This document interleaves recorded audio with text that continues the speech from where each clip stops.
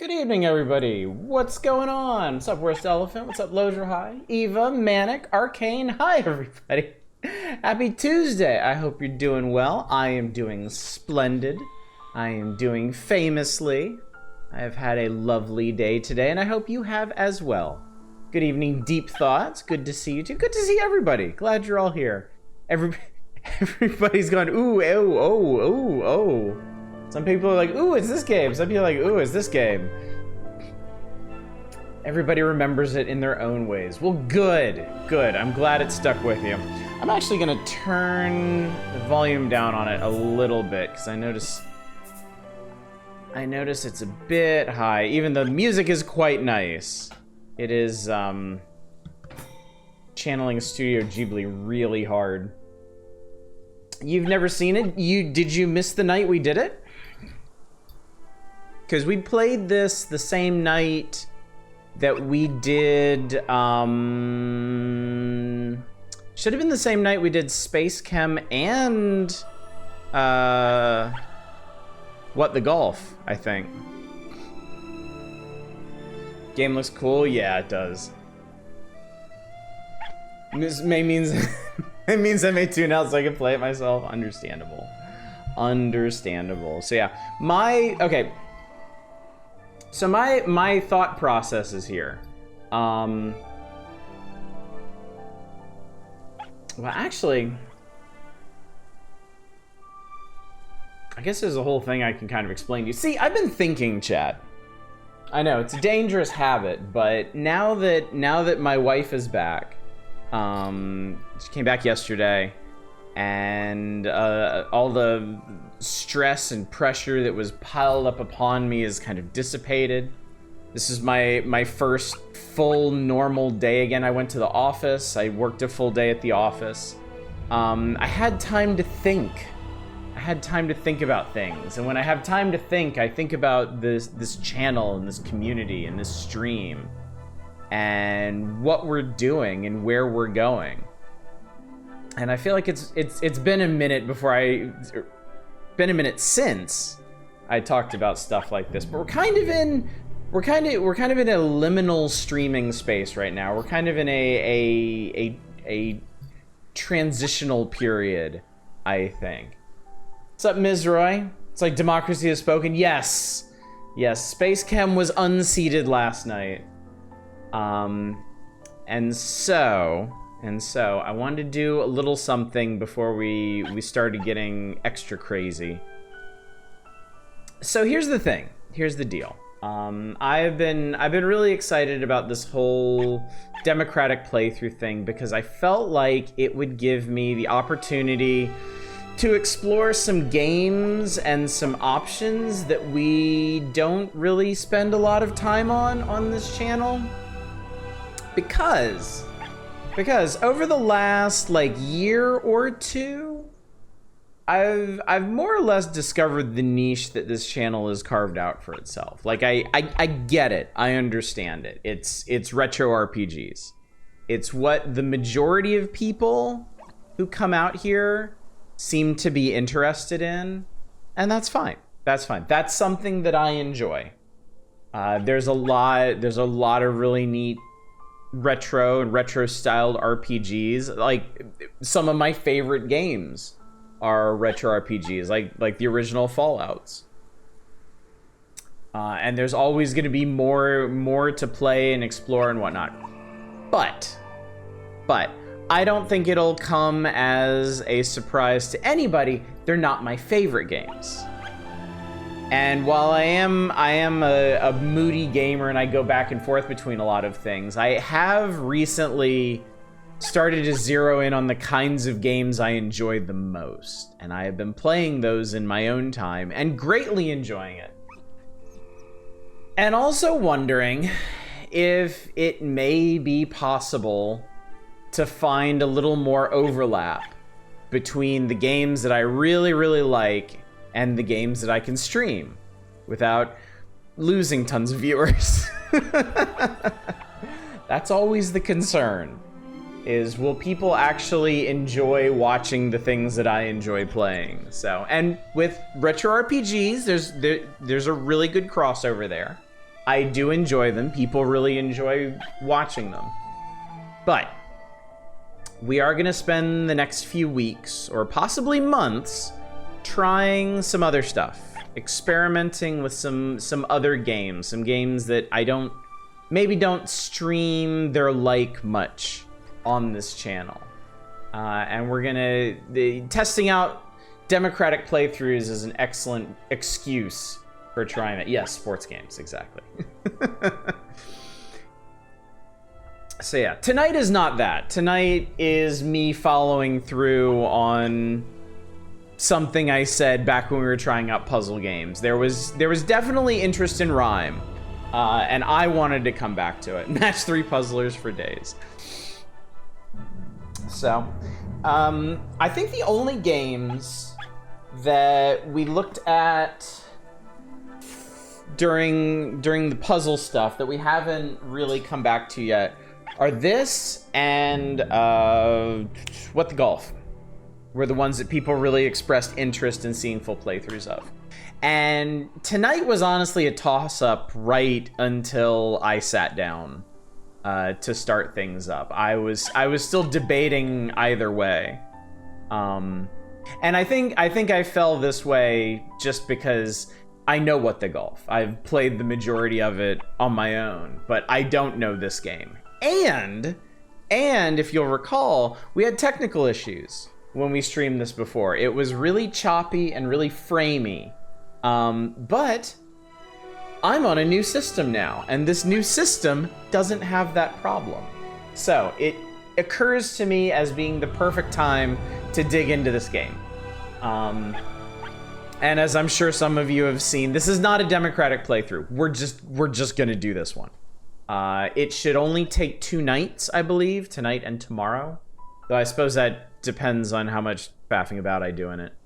And then the rest of this week will go as normal. We'll do Power Hours Thursday and Saturday. We'll do a variety night thing on Friday that I'll talk more about later. And then next week, system solves the problem of the person piloting it, though.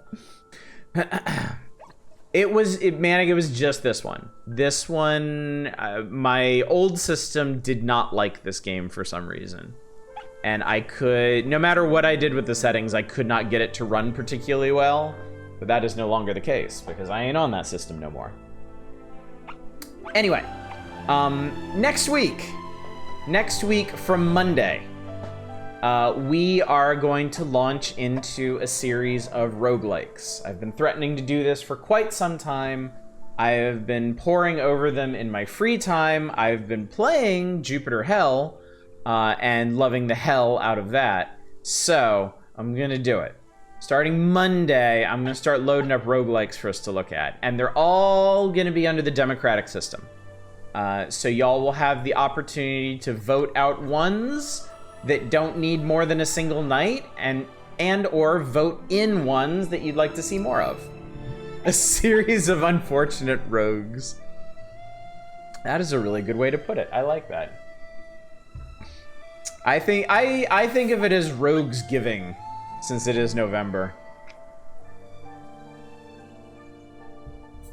The gift of roguelikes that keeps on giving. So that's gonna be the plan for the foreseeable future. And at some point, me being me and y'all being y'all, will arc away from those and back into some other games. There are some other ones that I want to try streaming. Some more like buildery stuff, simmy stuff, colony stuff. Maybe get into some automation games. I'm a little hesitant to do that because it's weird. I'm kind of hesitant to stream automation games because I do love them so much, and I'm genuinely afraid that I will be really, really happy streaming them and I will be the only one. So I kind of don't want to break the seal on that just yet. Need to buttress my feelings further before we get to that point. So, but yeah. One other thing, schedule-wise, since we're talking about it, I think I know what we're doing on Friday. I think I've decided. I was looking over recent and less recent Friday streams, and I realized we have not done anything with my vast list of Curator Connect games in about 3 months. And I've gotten some rather interesting looking ones lately. Nothing lascivious lately, but some genuinely interesting looking games. So I think this Friday, we're gonna take a look at a bunch of free super indie games that you may or may not have heard of. And we'll just whirlwind through those. Fun evening, I'd love to revisit that. Well, you're in luck. That's what this Friday is gonna be. So yeah, with that, I think we can probably just go ahead and get back into it, chat. I just recapped the schedule for you. That's all I really need to do. I gave you a peek into the inner workings of my psyche and my thought processes with the channel and streaming and whatnot. And that's always a good time, right? So, we played this. So when we were doing puzzle games before, we played about 45 minutes of this. I am just gonna start over because that was, what, September? It was at least 2 months ago. I don't remember what the hell was going on. Y'all probably don't remember either.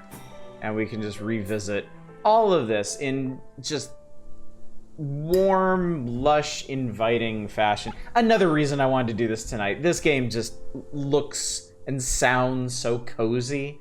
And I just, you know, never gonna turn down a good cozy game, really. Yes, overwrite. Undo everything I done did. I want to done doed it again.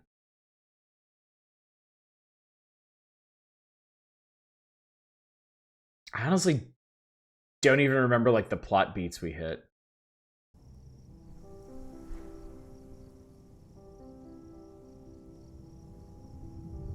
Bob, you made it. Welcome in. It's good to see you, buddy. How you been? It's been a minute. You're also just in time. We are only now starting.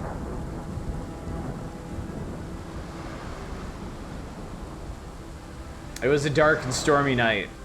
Every good story starts that way.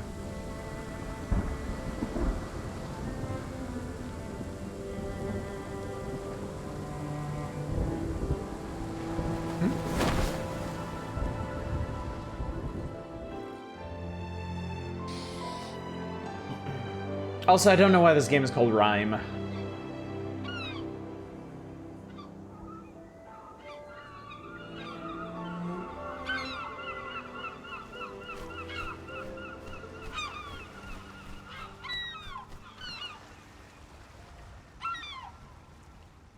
And we're dead. Good game, chat. I'm glad we could share this time. It's rather abrupt ending for our character, but I mean, you know, indie games can get away with all sorts of stuff in the oh, never mind. False alarm. Call it too soon. Presumably as in of the Ancient Mariner. Actually, wrong climate for that. Ew. No rhyme or reason. Alright, kid, get your shit together. We got gaming to did. I see crabs. Okay, we're here. Okay, let's hustle. Eco the Wind Waker. What's up, Aralnivore?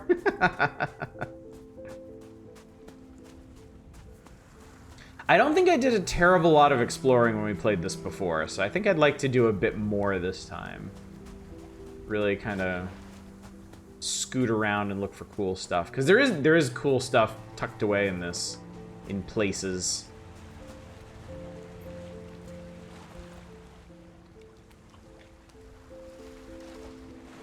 Does have an eco vibe to it? Yeah, it definitely does. Very much so. I think I'm trying to make a jump that you're not supposed to make. Okay, yeah. Our dude doesn't jump terribly high or far. I don't know why I haven't seen this before. It's right up my alley. It was on my wish list for ages. When I don't even remember when I first discovered it, but it looked so cool. It looked exactly like something I would be into. Because I mean, you know, warm, bright vibes, third-person platforming, puzzles, chill. It's everything I needed. Oh, that's right. Wow, I yelled so hard I smashed the pottery. How, okay. I guess it has to be magic pottery. Enchanted pottery.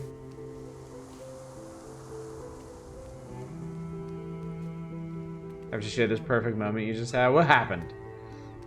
What has happened to you? There we go. Mentioned I'm doing social media for a couple of conventions. Yes, you have. Indeed, you have.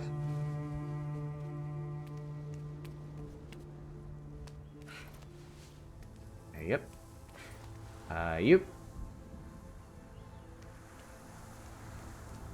Rather, oh god, camera.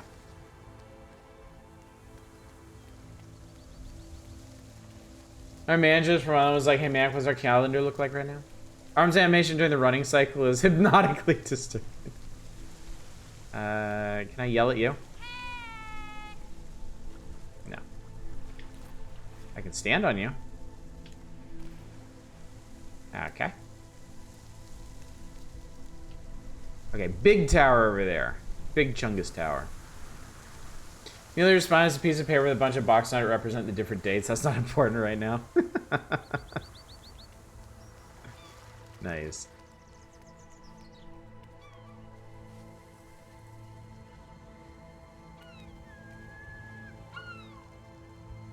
I think I kind of remember doing this before. I think I came up here and did some shuffling around, some looking around. But this isn't actually the way you're supposed to go, so... Unless... Ah. Yeah, you can't mantle up on everything in this game either.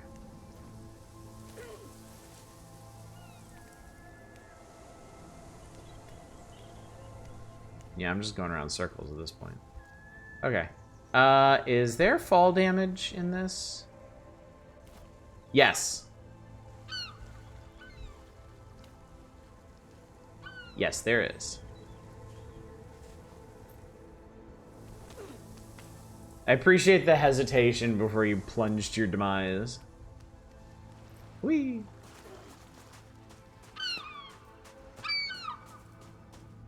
Look, little crabbies. I think the crabbies are beholding me.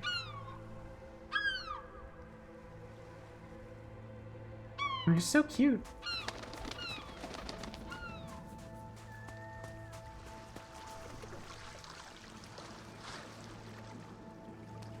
Aha, I think I'm gonna go this way. And these are my people moment you respond with an airplane emoji.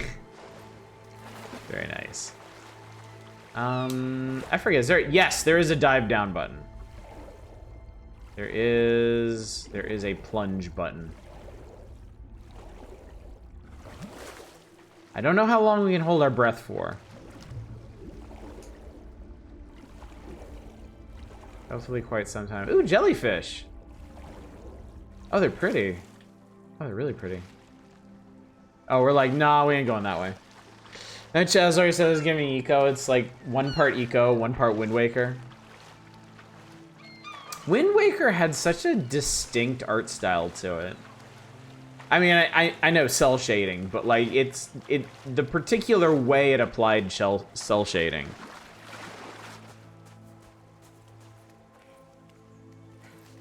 What's up, Doofme? How you doing? It's good to see you.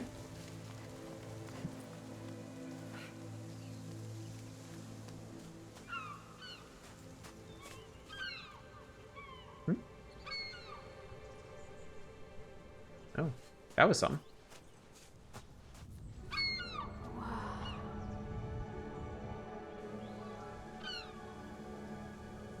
Tower big. Tower very large.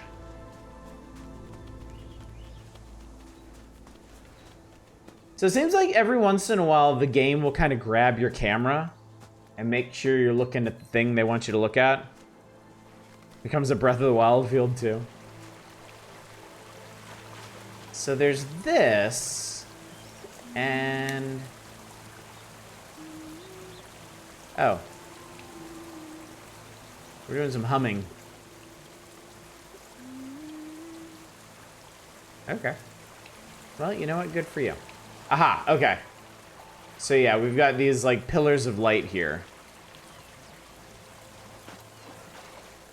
And little piggy guys.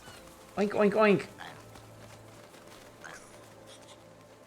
Very cartoony style.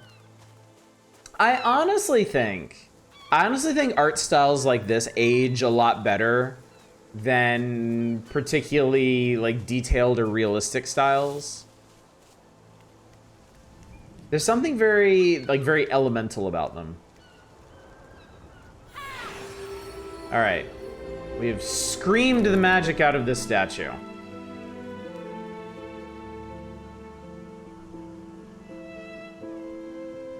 Out of one statue and into another, I believe.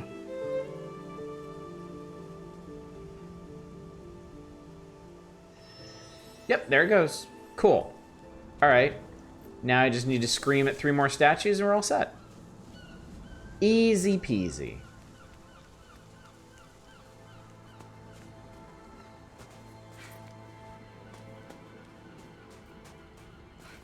Now I know there's a bunch of junk hidden in this game too.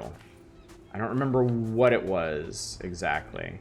Look, there's another one of these damn things. 100% agree, graphics like this age pretty well, same for retro style pixel art. Oh yes, oh yeah. Yes, something like Stardew has the benefit of being timeless. No doubt. Wait.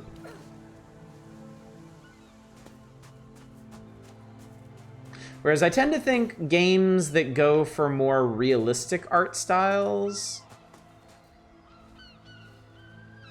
like as the technology advances and the style advances, I think they tend to look more dated. Because stylized isn't relying on what passes for photorealism in that era. We're hitting the wall of incremental improvement now. Yeah, that is certainly true. I think we've been there. I feel like we've been there for a while now, where you can look at a game from like as far back as like 10 years ago, and it still looked really, really good and like more than passes for realistic. But since then, ooh, red cloak person. Red cloak person.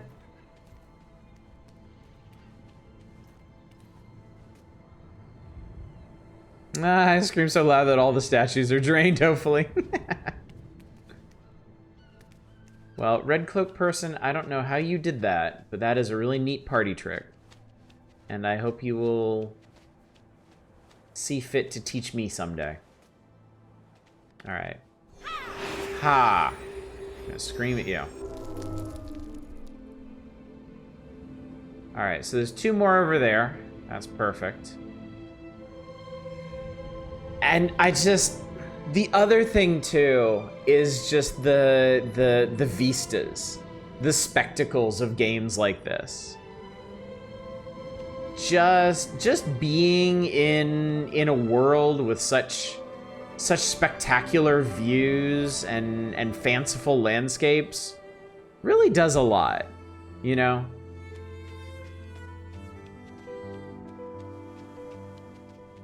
Now look at the way it runs downstairs. It's so cute. Or falls downstairs, such as it is.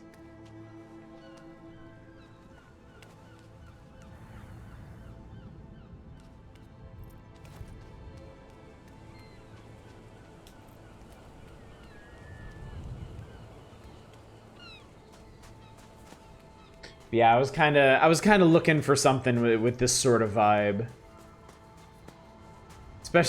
especially after straining my brain on Space Chem. I was having a great time with Space Chem. Don't Don't misunderstand, but man.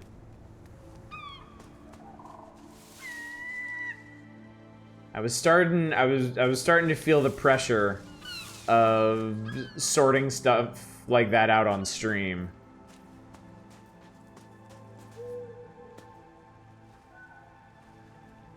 It didn't work. Oh. Well, you obviously just need to scream louder. That's all.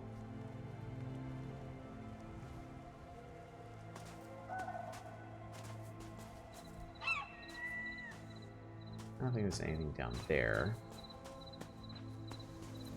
But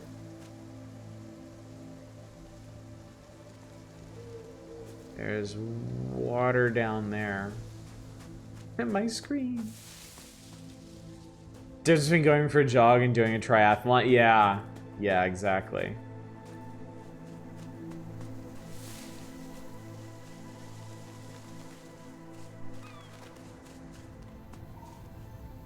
Yeah, I mean, I like Space Chem. I like challenging puzzle games. Like, I do enjoy them quite a bit. But yeah, the pressure to perform is very real. Whee!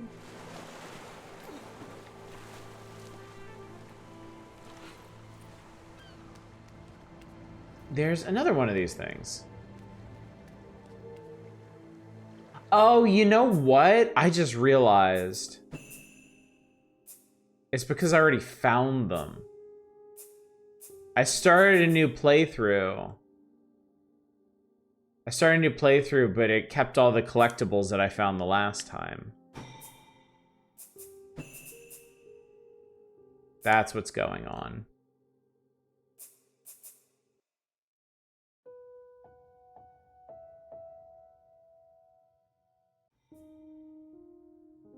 Did you ever stream Baba Is You? For one night. I think when I first got it, I streamed it for a single evening. And then I played it a lot on my own. I never finished it. I got to the big moment in it. I got to see just how insane it got, but yeah. That would be an interesting one to stream. I think we could have a good time with that. Can I jump this? No, that's actually a wall. That is actually a wall. Yeah, I think we could have a good time with that, and boy, the people who have never seen Baba Is You would be flabbergasted. Oh my god, look at the sky. Look at that, chat. I wish so much that our night sky was like this. I mean, I live in Los Angeles. I can barely see shit when I look up at the night sky.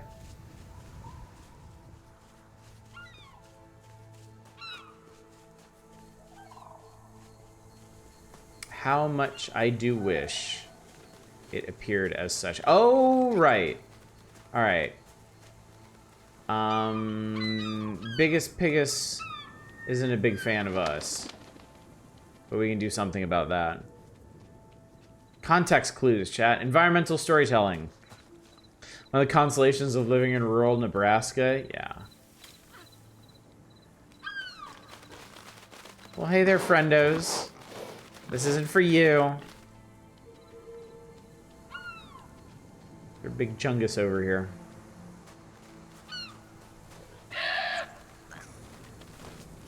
Here, have a thingy. Yeah, there you go. Eat up, me hearties. Yo ho.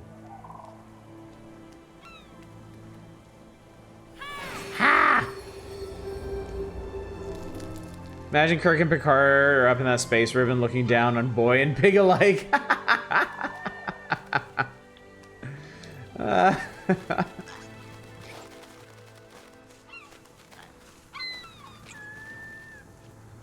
That was what's known as a deep cut, chat.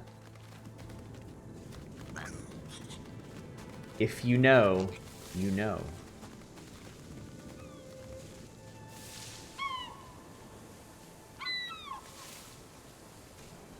So it would appear we are up on a cliff and we don't actually want to be.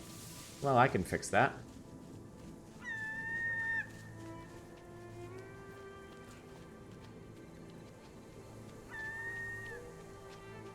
Finally finishing the game, I see. You are correct, Zem. You are correct. And it's good to see you. I'm glad you're here. Ooh, red cape.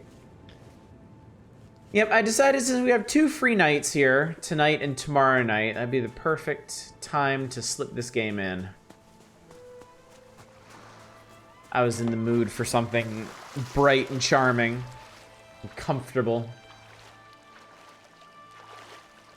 Next week, for anybody who missed my bloviating earlier, next week we are going to return to democratic playthroughs and use them to try out a bunch of roguelikes. Ah. Go under, go in, go up.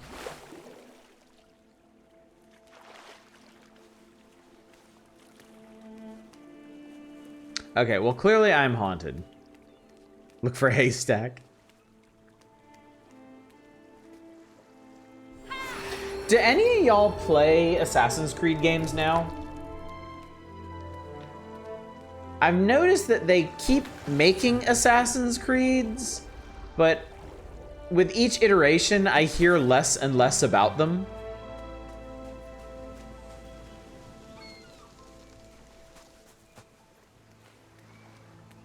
This is intact, all of those things.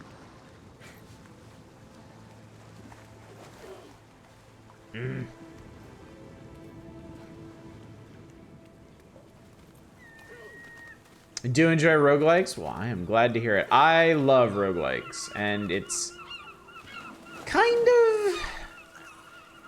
of weird, kind of an oversight that I have streamed so few of them in recent years. We used to, a long time ago, we used to have a designated roguelike night once a week. I believe it was Wednesday. I had Wednesdays set aside to play roguelikes. And then we went through a brief period a couple years ago where I would pick one roguelike and like deep dive on it and really learn the ins and outs and get good at it. And that was very beneficial because that was the first time I ever beat FTL. That helped me get into that game in a way that I never could before. And then I just never did roguelikes again. And I don't know why. Not really. I sort of want to try the ancient history Assassin's Creeds. Are all kind of long. I don't know if I'm supposed to be up on the modern day stuff. Played Origins, some of Odyssey. Good evening, Peach. Good to see you. It's going good. Quite good, in fact. Stopped after AC3. The one person on the planet cared about the modern plot. When the main character died, I lost interest. Considering the Switch release for Black Flag and Rogue. I have, like, all of the old ones. I have all of them up through, I think, Black Flag and Rogue.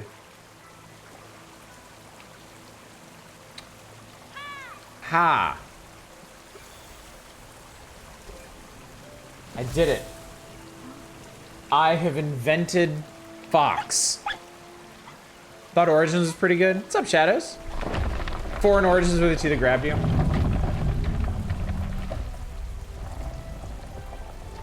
My own personal experience with Assassin's Creed, I have beaten the original Assassin's Creed, and I've played a couple hours of 2. So I kind of feel like anything I do in Assassin's Creed is just going to be an improvement on the experiences I've already had, and yet I just haven't been back to them. Dug that Origins came with a learn about Egyptian history mode. That was really cool. Yeah, I heard about that, and that seemed really neat.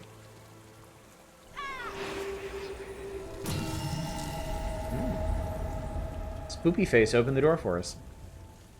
Like the Origins kept getting to a point where I was hoping I was on the last mission. Oh man, the original Assassin's Creed does that so hard. The original Assassin's Creed. Also, Jerp, thank you so much for the raid. Good to see you tonight.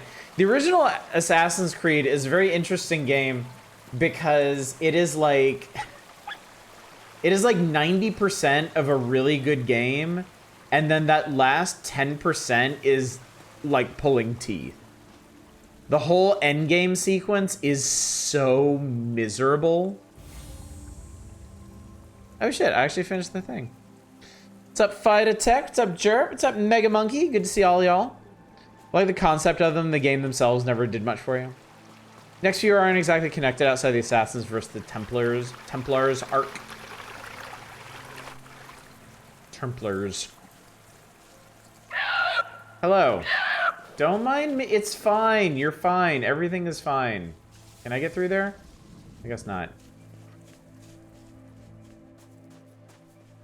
Origin of that issue so bad. The story reaches a nice ending that doesn't stop. That reaches a nice ending that doesn't stop.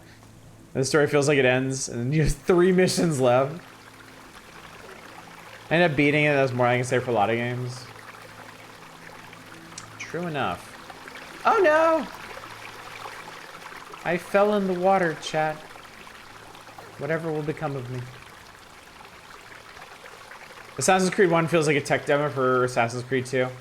I did feel like Assassin's Creed 2 felt like such a direct response to everything that people complained about in Assassin's Creed 1. And I thought that was cool. I thought it was genuinely cool to see that kind of evolution. Ha. Woob. You enjoyed Assassin's Creed Syndicate? Your interest depends entirely on the historical setting. Pirates in ancient Egypt interest you. Oh, crap. I like 1 more than 2. I like the ritualistic, formulaic pattern to it. I get that. I get that. One is definitely a more unique setting than 2. Played 2 first, so I tried 1. It was hard to get into. Yeah. People always warned me about that. Like, well, people always told me just skip Assassin's Creed 1. Just start with 2. And I was like, I've got it. I might as well try it. And I'm glad I did because I liked 1. It is a flawed game, but I did enjoy it. Doggo. Befriend.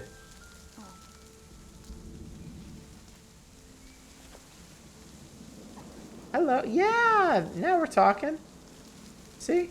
Yeah.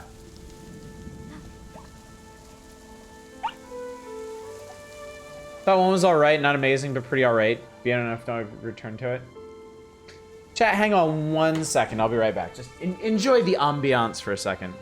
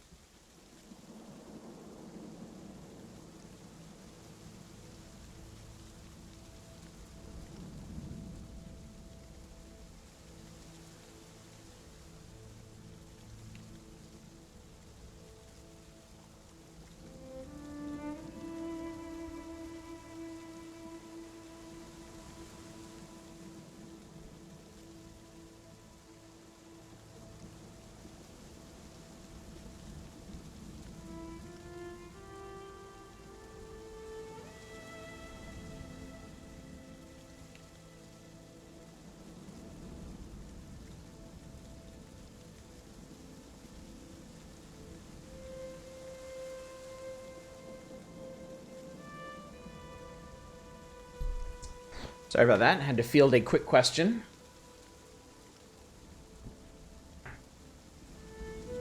Good pup. Good pup.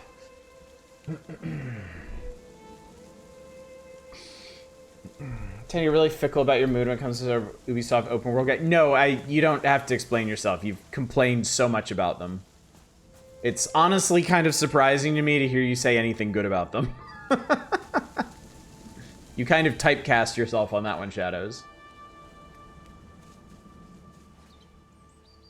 I was gonna say, nah, 1 sets things up. No, I agree. I think Assassin's Creed 1 is solid.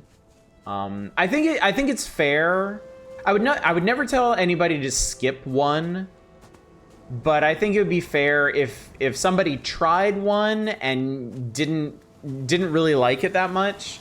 I think it would be fair to send them down the line to later ones, which do improve on the formula. But yeah, I would never suggest skipping it outright.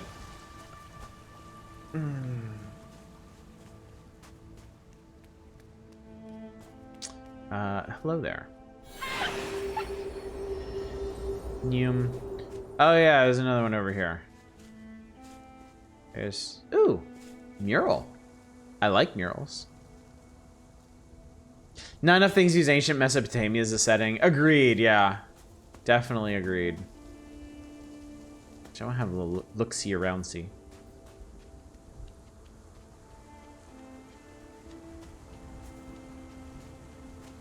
Okay, well I have, okay, yeah, I've been over here. I grabbed that thing off of that thing. Okay, cool. That, and I'd love a game set in the Mayan Empire. There is actually a city builder that just came out, is in early access or something. That is, it's like an Aztec city builder, I think, and I would really like to pick it up. It seems really cool. Is there like a sweet spot here where I can get all three? Oh, there is. And he plays Gilgamesh and his husband. Good evening, Sacrificial Toast. Good to see you. Look at this. Look how pretty this is. Look how lovely it is. How lush and charming. Core thing that appeals to me about Ascree is I like having the eyes to the ground ability to tour around random historical settings. That is definitely a big part of their appeal, yeah. That is one of the cooler parts about them. Piggo. So I think it's really cool to me, and the games do it really well. Yeah, their settings are a definite strong suit. Okay, that's a something. That is clearly a something.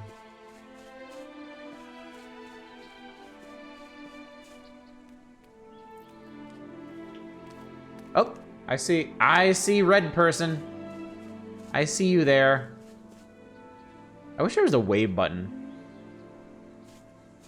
So, okay, the yell button is actually context sensitive. If it's not time to yell, you just kind of sit there and hum, which is neat. I like humming.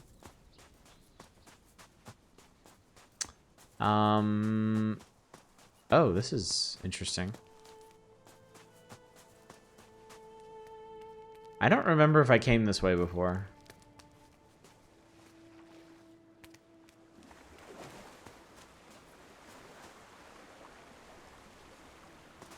This allows you to get down to water level.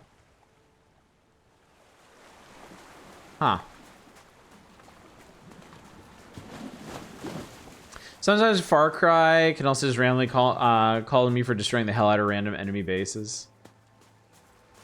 I used to really enjoy the Far Cry games. I tired of them a bit. Oh, what the hell? What is this thing? Well, I can't scream at it. Okay. Might be some interesting mecha things later. Yeah, I was a big fan of the Far Cry. The first one, not so much. The first one's a very uneven experience. I love Far Cry 2.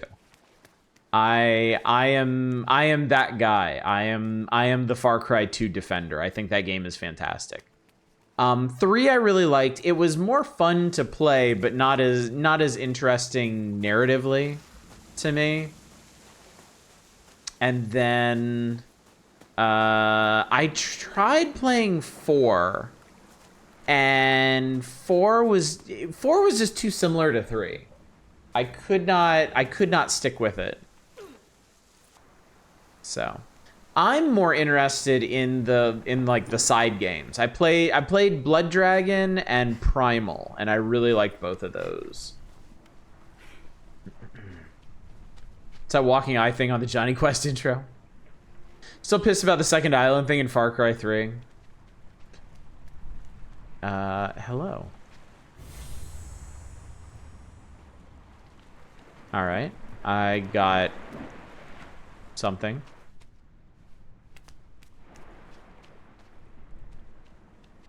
I think the first one is great when it's being a stealthy tactical shooter and fucking awful when it isn't.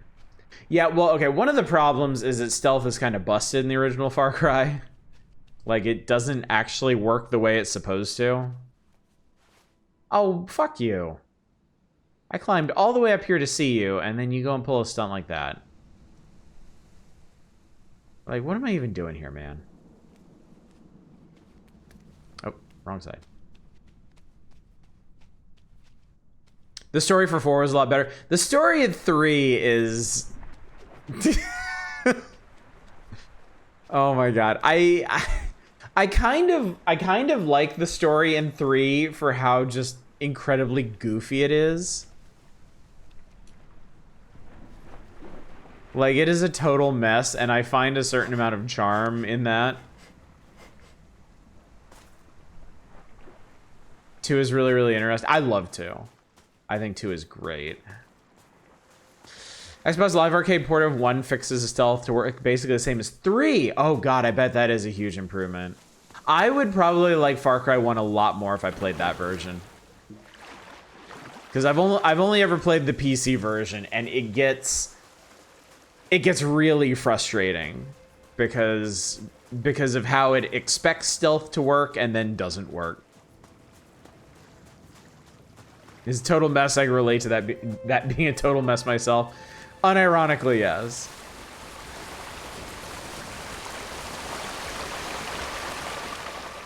Oh. What the hell is this?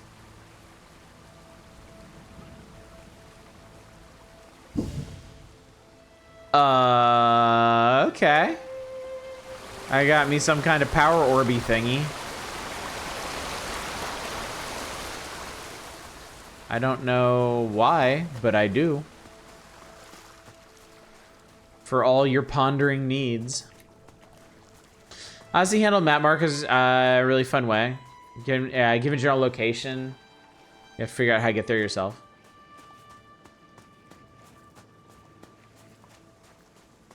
Really good sort of compromise between quest markers and making you explore more. I think that was a big part of Far Cry 2's appeal for me. And Far Cry in general is the orienteering in those games. Like in Far Cry 2, you have a diegetic map, which is really cool.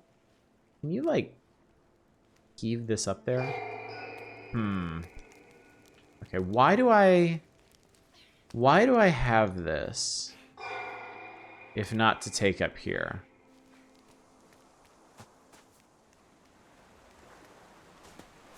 Have we seen anything? Wait, yes, we have. We have seen a thing you could plug an orb into. You suck at bowling. Just don't get it, man. Best open world game Ubisoft has ever made, though, is Driver San Francisco. I never got into the Driver games. Can I, like... Okay, I guess I can't shove this into you. Why do I have this?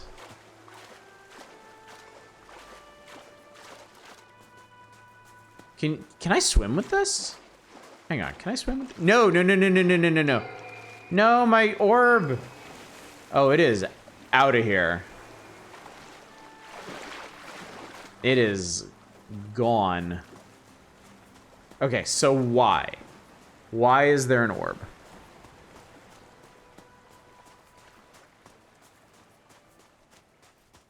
Dead man walking now.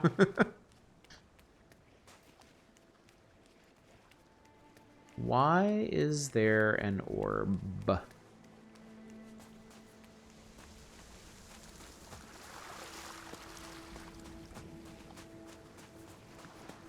Need the ability to add quotes.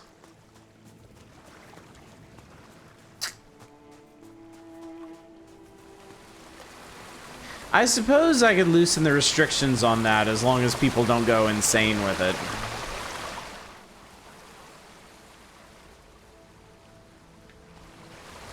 Why is this here?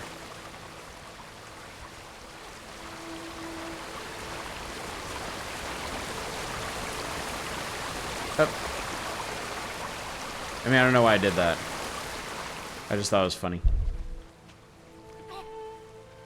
San Francisco's little gimmick is you play as the comatose spirit of the protagonist. Oh yeah, I've heard of this. I've heard of this. You get to like quantum leap into different drivers and stuff. It's a really neat concept.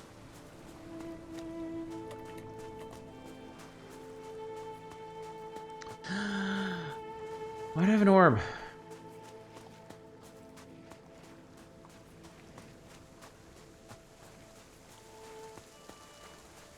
Chat, I need to know why I have an orb.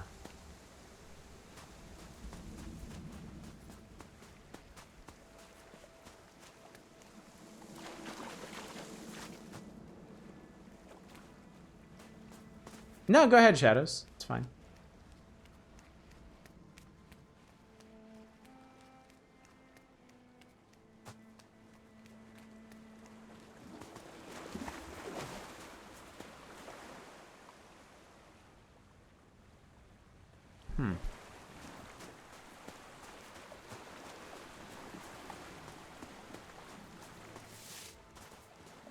I am pondering the hell out of this orb. The orb is a metaphor for society. Like, why do I have it and what is it for?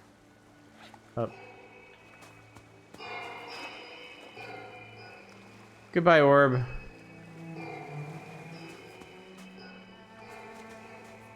Alright, well, it just gets to live there now.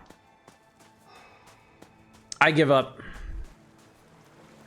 When we were playing, one dude said to wreck up someone else's car. As you drive, you slowly realize the car you're being sent wreck is your own.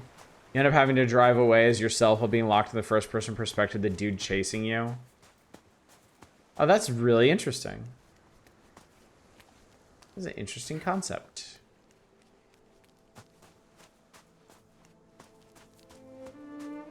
All right, anyway. We ended up down here because it's so silly. We ended up down here because I actually wanted to find a way up above this area because there's something cool up here.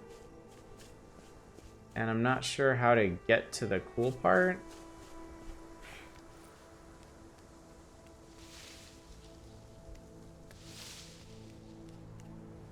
A few instances of a second-person camera. Yeah, you don't see that very often. There is a... Yeah, up here. It does not... No, I can't mantle up onto any of these, but there's a cave back here, and I really want to get in there. You might have to come down from that building. That might be what you need to do. So we'll get to that. Alright, I guess I better get on with it. So this part's really cool. This part's really super cool.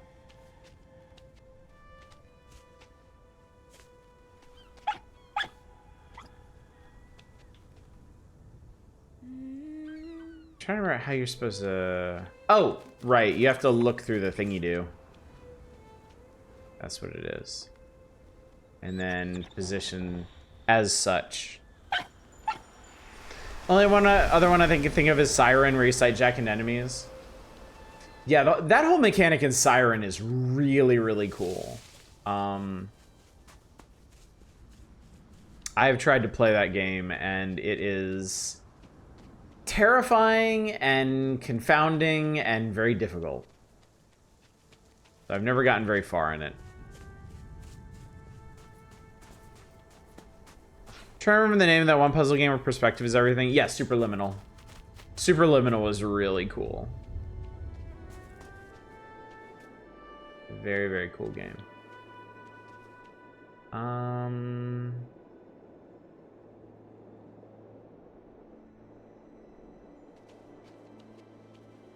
Oh, Ah, yes.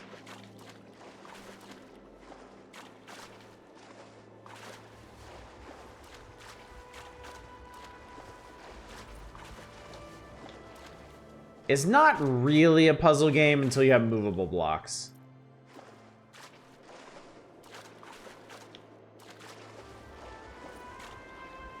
And I tried Slitterhead, the new game by the Silent Hill dude. Not yet. Hers really jank, but equally cool. Oh, what's up, Dave? Good to see you.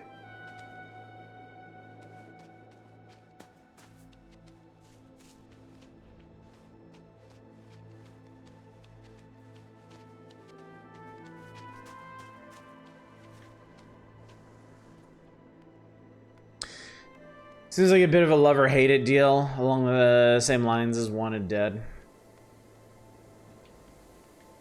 Alright, so that needs to be like that. And then we gotta move that over there. New Golden Idol game came out. I guess I know what I'm playing next.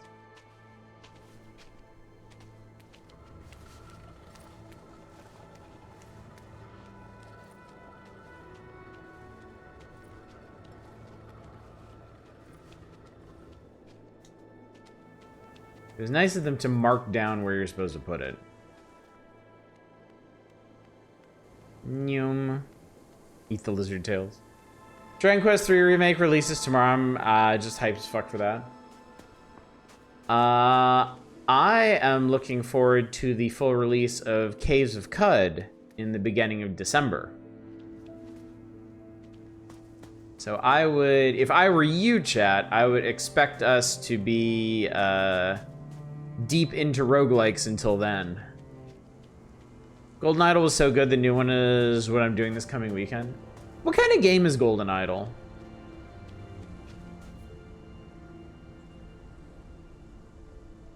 What the hell is this? Kind of reminds me of the puzzles in RE7 where you have to twist an object around to find the right key shape. Oh yeah, puzzles like that have been around for a long time. Golden Idol is a detective game, okay. A deduce 'em up.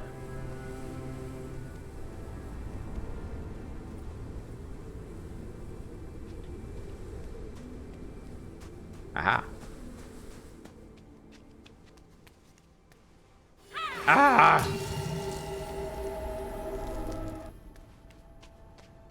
Well, nuts. I guess I had to do that. Or perhaps not.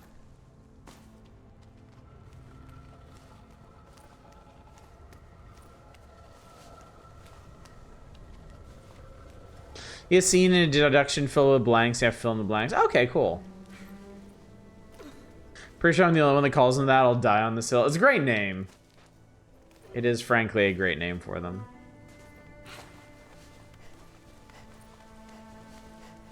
Hustle, hustle, hustle. Laura Bowlake. Oh, apparently I've never come up here. Well, good for me. Look at how clever I am, chat. So I like if Oberdin had presentations similar to Laura Bow.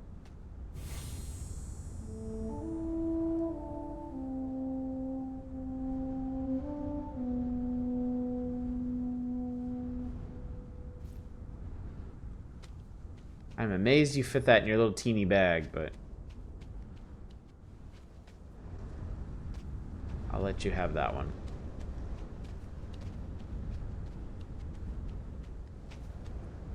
So we're working our way towards the big tower, chat. That's what we want. Do you detective games? I need to get the Ace Attorney Investigations remasters.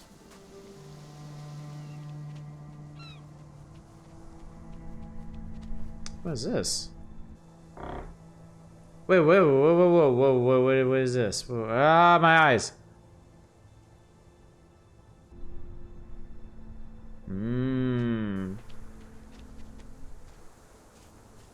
Oh, we're getting some story stuff, I guess.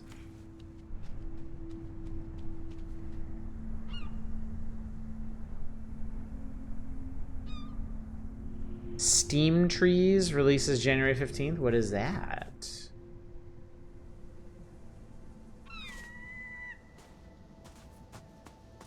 Alright, well, anyway.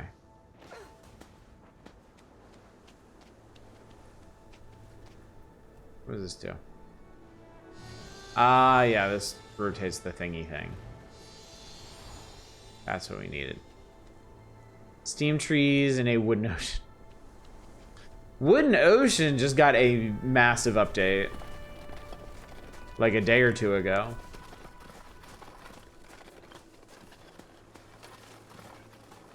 Apparently it's an update that bricks old saves, so. Yeah, card pictures.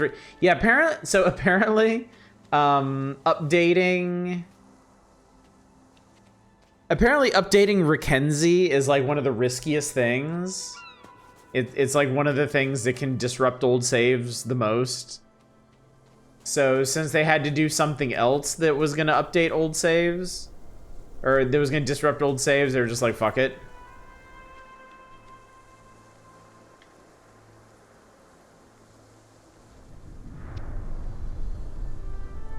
Wooden Ocean seems like something I'd love based on your streams of it. I'm pretty sure you would. I mean, I would heartily recommend Wooden Ocean to anybody who wants a truly unique RPG experience. It is a genuinely singular game. It's an amazing thing. Frankly.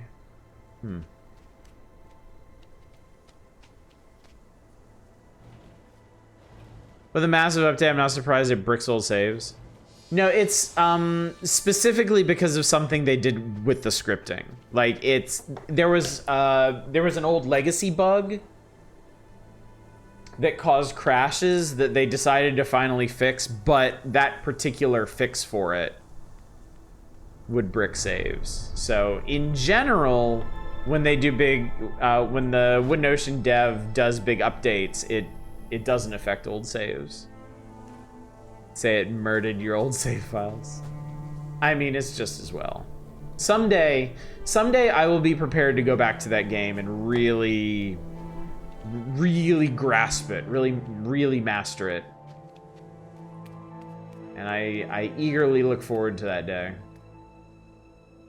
We're going back someday, chat.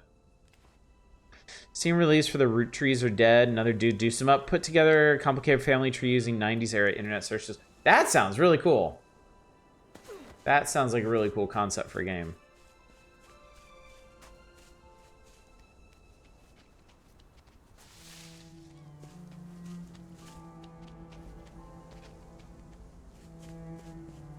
Okay, so that's where we came in over there. So we want to go this way. You, no. God, I hate it when they do that. All right.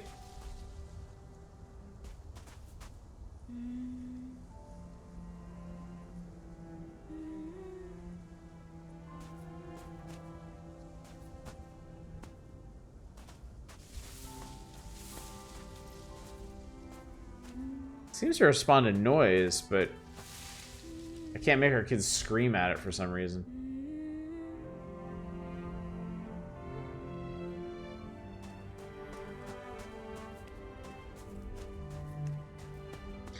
Posted in Discord several days ago. Albatross looks super cool as well as unique RPGs go.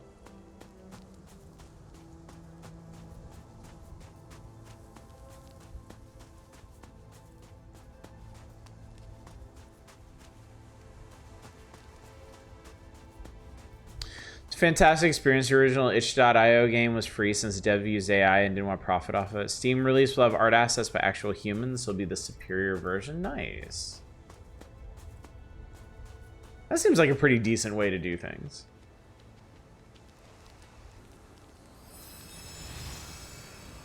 Ah, yes. The key.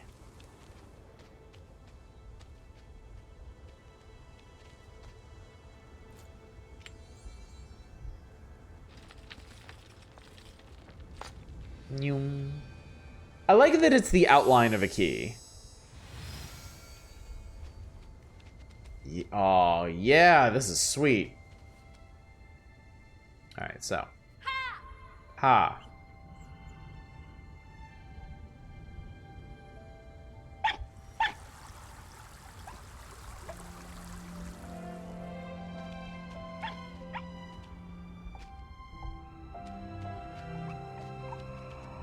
Hey, what's up? Oh, you want me? Oh. Oh, we got the big orb over here. Okay. Okay. Cool.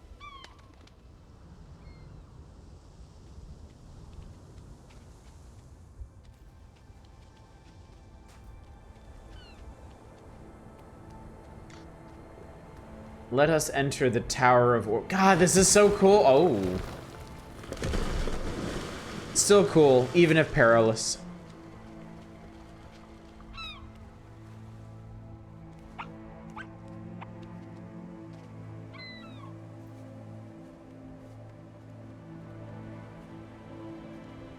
Also learning the existence of a PS2 game that I can only describe as Piglet and a fixed camera angle survival horror.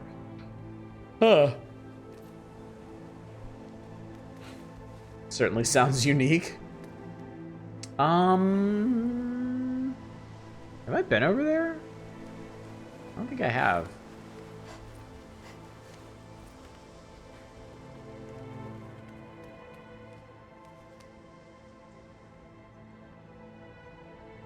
I think I might have explored that the first time I played this, but not this time.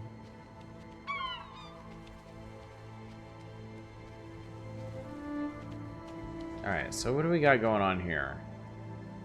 Alright, there's 4 little faces.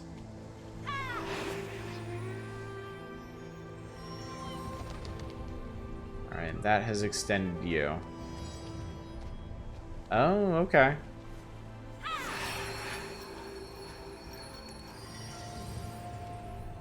Alright, and that gets me up here. With these guys.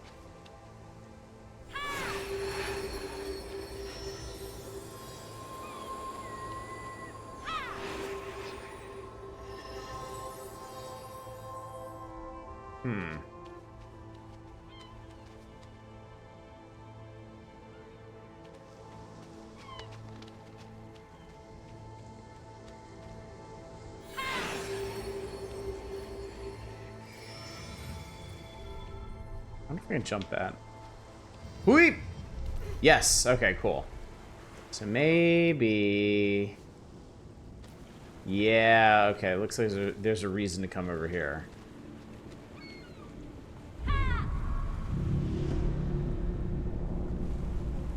And that's why, alright. So now we know what orbs are for.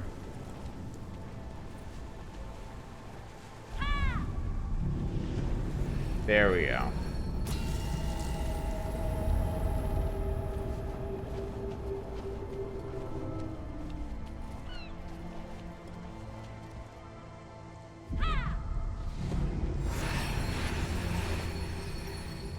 Okay, that was really cool. That was really, really cool. Alright.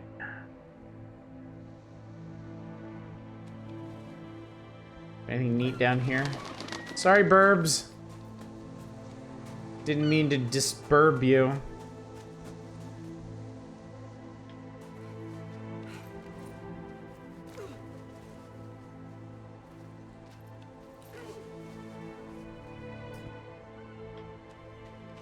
Okay, there is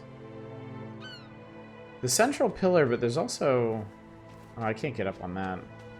That looks climbable.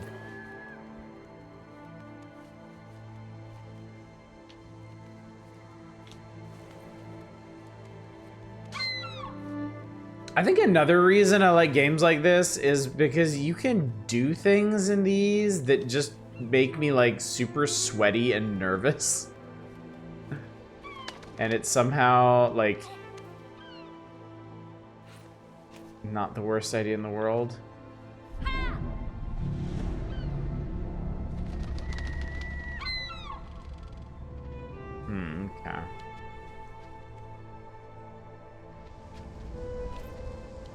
Oh, I get this one.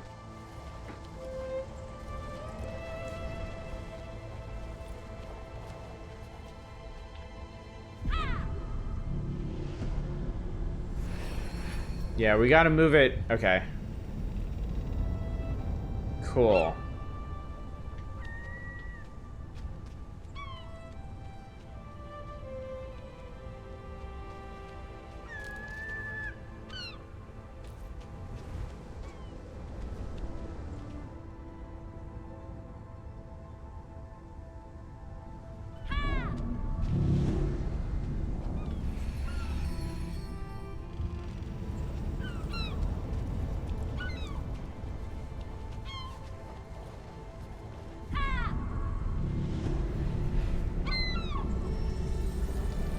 Aha, there we go. Cool.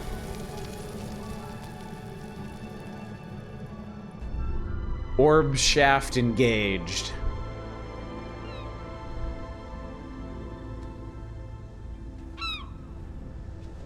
Now there's also those guys over there. But I think...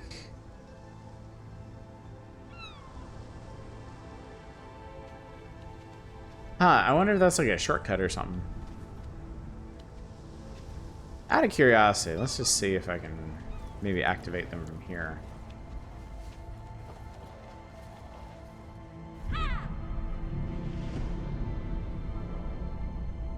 No, too far away. Ha! Nya!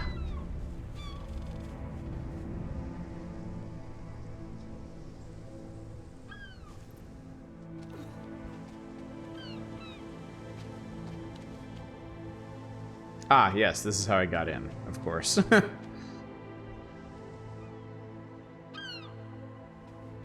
I may have caused myself a bit of trouble now.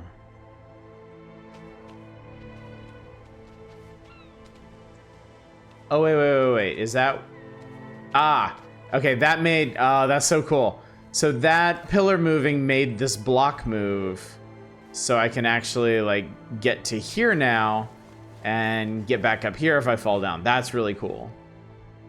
I'm glad they thought of that because I am a moron and can just fall from the place where I'm supposed to be. 3D platform brain rot is going crazy looking at some of the level design being like, yeah, I could make this this gap with a long jump. Oh, God. Okay. The Tetris effect, but with Mario. Oh, Lord.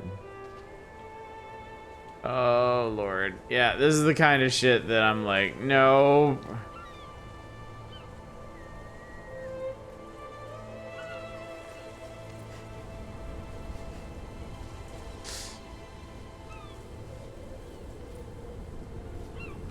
Ah, okay. Well, that was great. Definitely love doing things like that.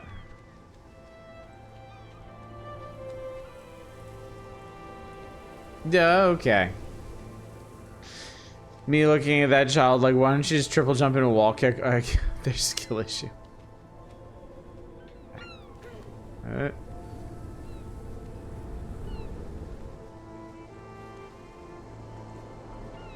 Like, I wish I could do half the shit this kid could do. I wish I could do anything this kid could do.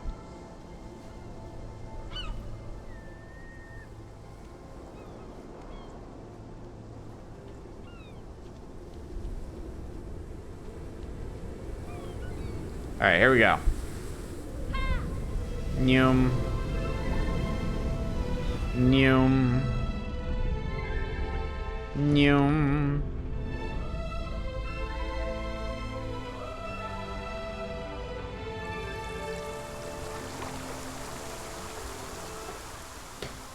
Excellent. I have flooded it. Oh, that's cool. Red is a very important color in this game.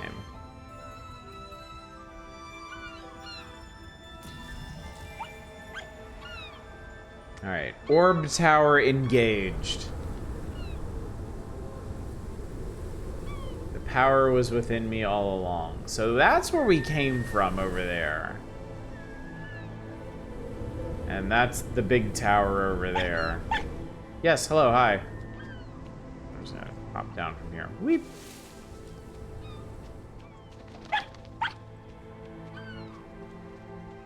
Dog friend!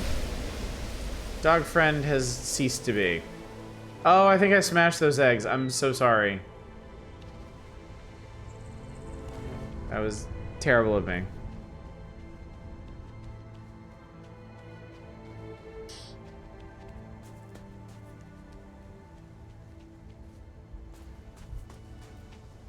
All right. Splendid. Spectacular.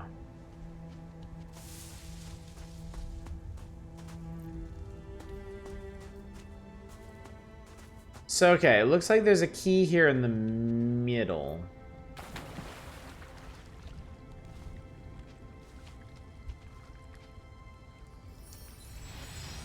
But then I do believe we're going to need another key. I think perhaps that one key is insufficient. Click. Listen, character comment from me arriving in 3, 2, 1. This reminds me a little of the Hub Shadow Generations. No matter what I play on this channel, the question for you is always going to be, how does this relate to Sonic?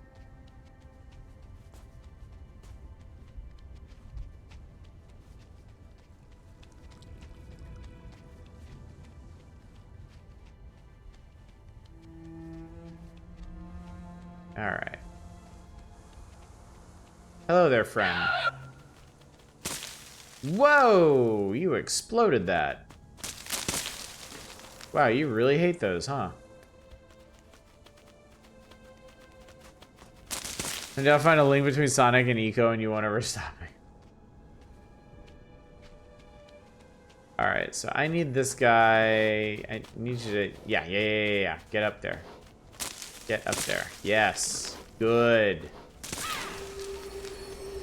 Thank you. I just need to scream at the statue.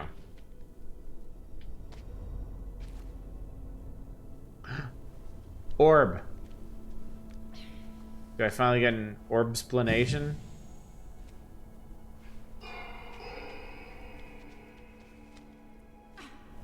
Possibly not.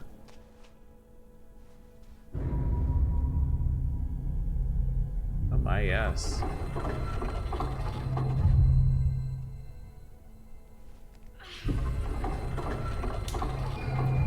Yes! Okay, cool. Cool.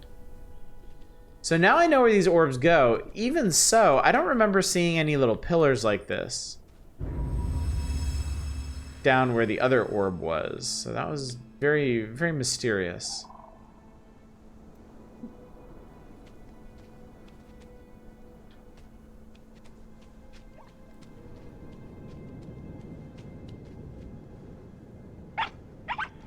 Oh.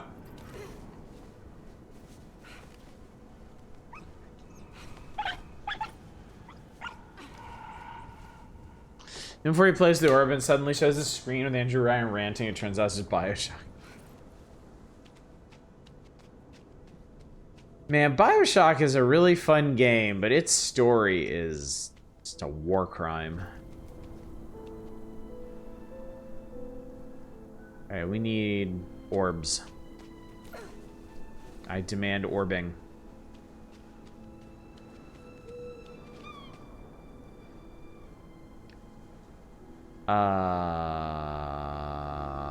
Okay.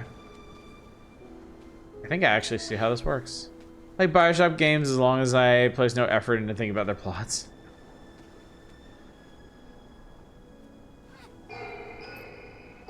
No, god, shit. I think maybe that's what you're supposed to do, honestly.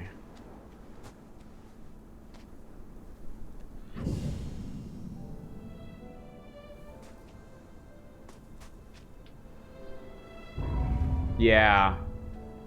Okay. Would you kindly?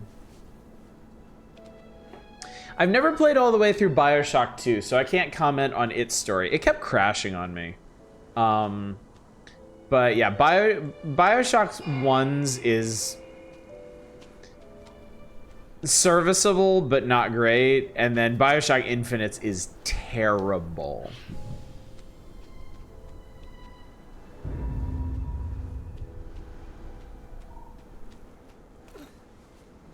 One's alright. Infinite makes me wish to pull my hair out. Yeah. Infinite's is real bad.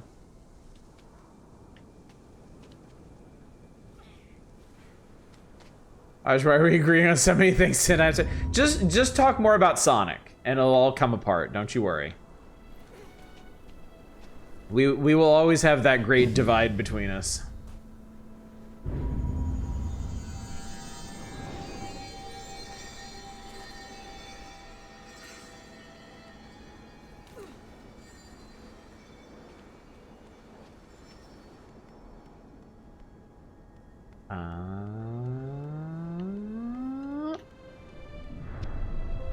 Noom.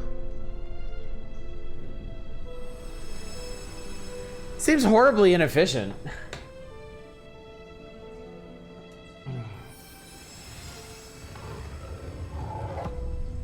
Really liked Elizabeth's character in Infinite. I did too. Which made what they did to her narratively a million times worse.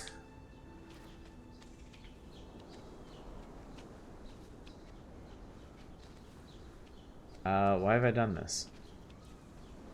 I guess I can just yeet myself down from here. Yes, yes, I can.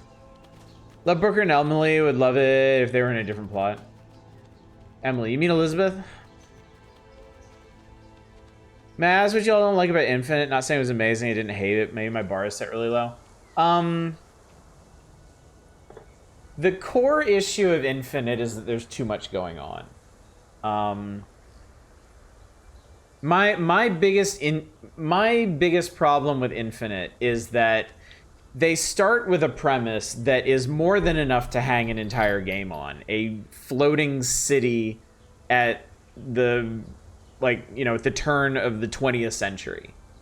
Populated by, like, insane extremist Americans. Like, you can say and do so much with that. And then they started weaving in, like, parallel dimensions and stuff. And to me, that muddied anything that they were actually trying to say with it. And then, yeah, the Vox Populi stuff was bad. The Vox Populi stuff was particularly ill-informed. Especially for the political climate at the time. So yeah, anything that BioShock Infinite is trying to say ends up muddled and misguided. And that's not even touching the DLC, which nobody should.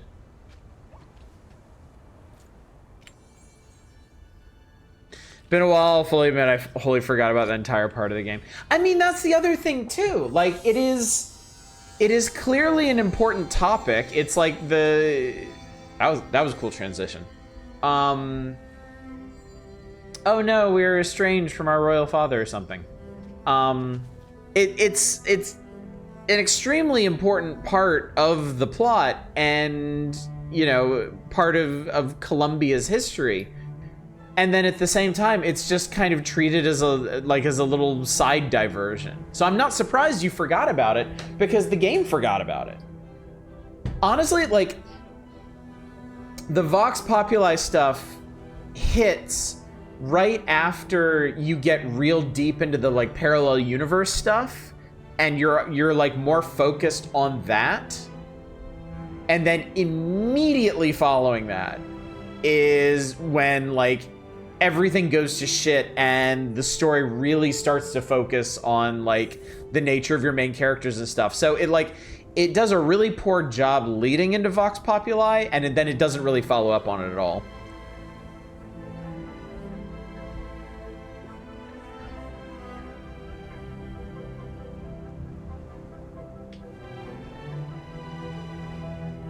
All right, we did it, chat. We made it.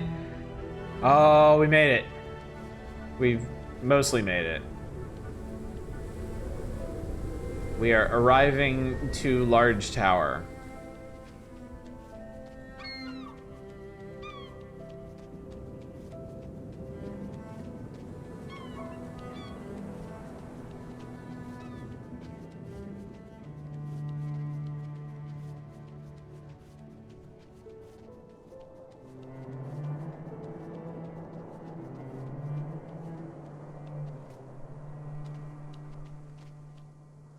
Yeah.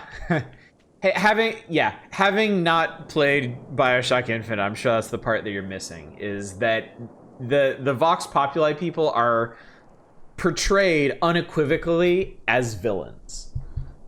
Like, they are shown to be just as bad as their oppressors. And, well, I don't need to explain the problem with that to you, do I?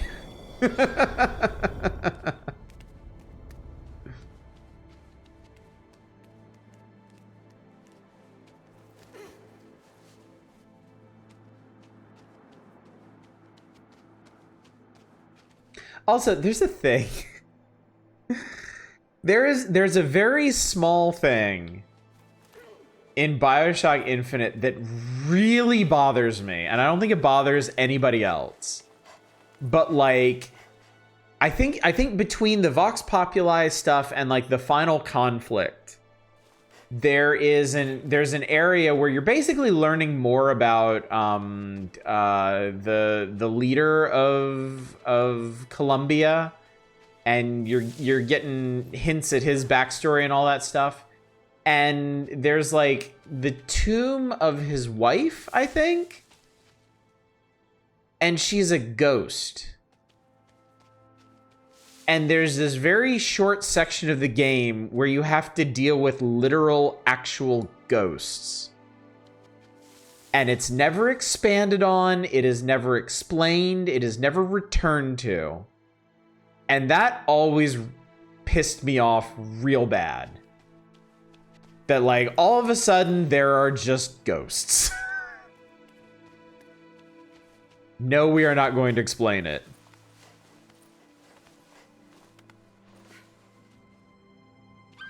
I mean, the original BioShock at least did you the service of like the I think it was tied to the plasmids. I think being connected to the whole plasmid thing allowed you to see echoes.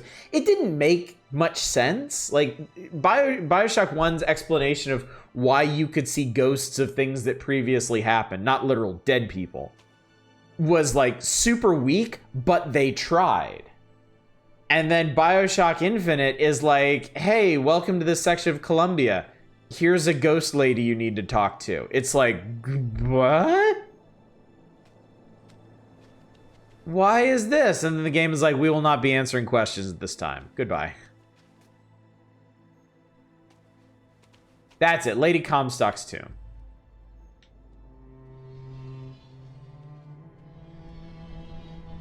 Holy shit, I found a ball that changes time. In a high-tech setting? No. In basically, like, 19-teen steampunk floating city.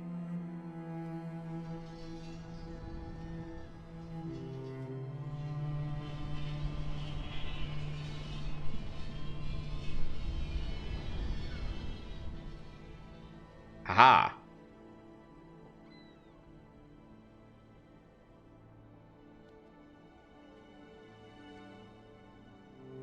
Okay, so I think this is where it needs to be. But I need something to put here. Oh wait, me. There we go. Father and child.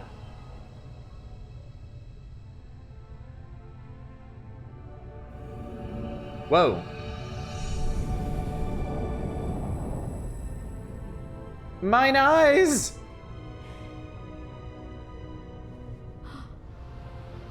Gasp.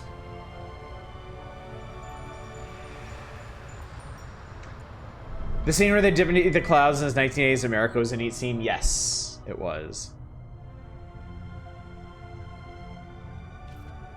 Sad part is they could have spun it as temporal leakage from Elizabeth's abilities as she's trying to get a full grasp of it. Yeah, they make up so much like random science bullshit to explain like the parallel worlds and Elizabeth's powers, and then they don't actually use any of that to explain the other bullshit that's going on.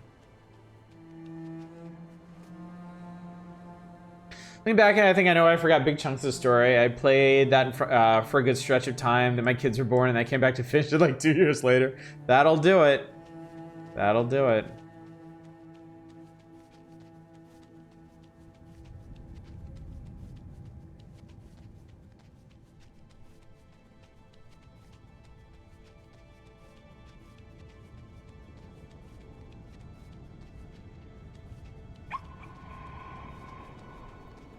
Wait! Okay, so it looks like there's places and stuff you can go to out here. I don't remember. I thought the Battle of Wounded Knee was a major plot point. It is. It is. The whole 1980s thing is, it's not actually what's going on at that time. It's a vision of the future. It's one of the possible futures of the city where it is never felled, and it goes on to conquer and dominate the Americas long into the late 20th century.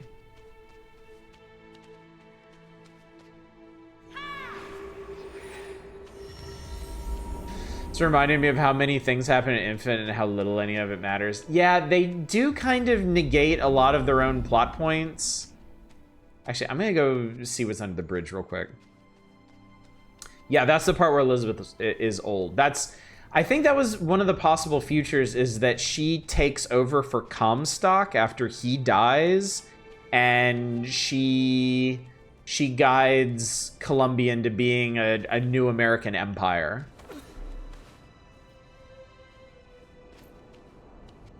The whole thing with Comstock's identity and his relationship to Elizabeth makes me so fucking mad. I don't think there's anything about BioShock Infinite's story that bothers me as much as that.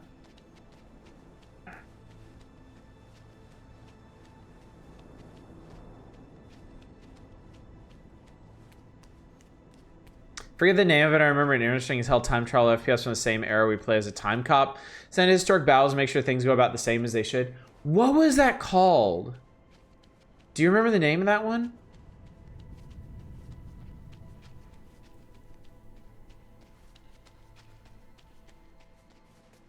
What you're saying is I should play it as soon as possible. The really frustrating thing about BioShock Infinite is it's a really fun game. Like, that's true of all the BioShocks. All three of the BioShocks are genuinely really fun games to play. And they have really neat settings, but their stories are unfortunate. One's story is fine. I can't comment on two's, but I've heard it's good. And then Infinite's is terrible.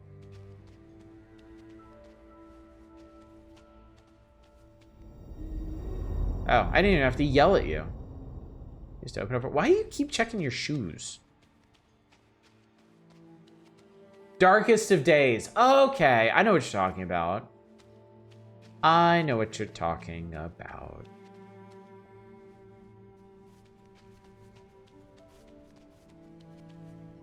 Yeah, BioShock Infinite would have been so much better if it was just about this weird alternate history flying city of super racist Americans, and you going in to save some poor girl being held by them and having to shoot your way out and commenting on, you know, that aspect of, oh, hello, American exceptionalism and whatnot. But no, they couldn't be satisfied with that. They had to twist up into all this other bullshit. Okay, what is this and why am I here?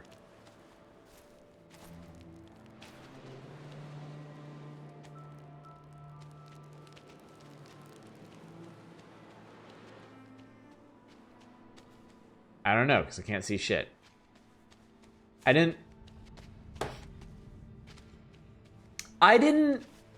didn't like the time travel as much as I just liked the setting and the initial concept for the game. I felt like the time travel distracted from more interesting aspects of the story. And then it wasn't even time travel, it was parallel dimensions. And by the end of the game, it just felt like it had run away from all of its most interesting ideas. And it was just this weird, messy jumble that didn't say anything. Like, what is the end of BioShock Infinite supposed to mean? There is always a lighthouse, there is always a city. Like, okay.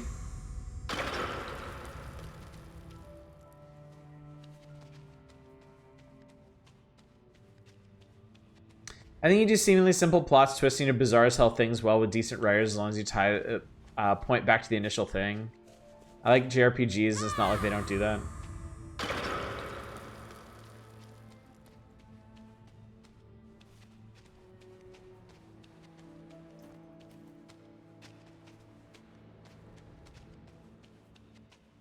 Yeah, man, that's not gonna make any sense to you unless you, well,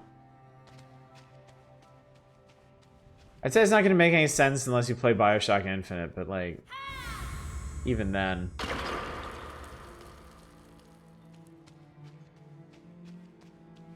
Like, it's not like anything that happens during the game really informs that final scene either.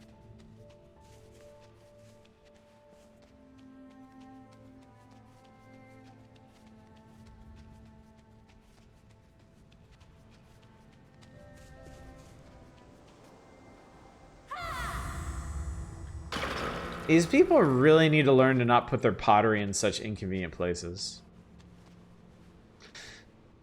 So finding me how much dissonance there is between Infinite's initial reception and looking back on it. Well, I think in general people still have a very positive opinion of Infinite. Like, I don't think it was a common experience for people to go back to Haven't I already been through here? I don't think it was a very common experience for people to go back to Infinite and be like, wow, this game actually sucked. I think that's just a me problem. I think most people still look on that game very favorably. Wow, that's pretty. That and Heavy Rain. I can't explain the David Cage fandom. It defies all reason to me. The ending was destroying all possibilities of Comstock, so the Air City never exists in any timeline. It's just Rapture.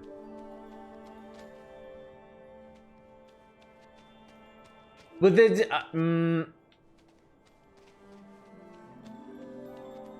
because that's what Elizabeth. Are you talking about the DLC? Because that's how the DLC ends. I'm just talking about the ending of the base game.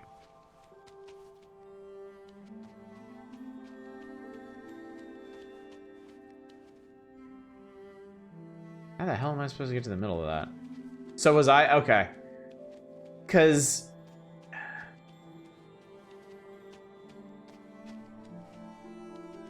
I can't remember the two different endings. Oh, you hadn't seen the DLC. Okay. Oh, okay. Interesting.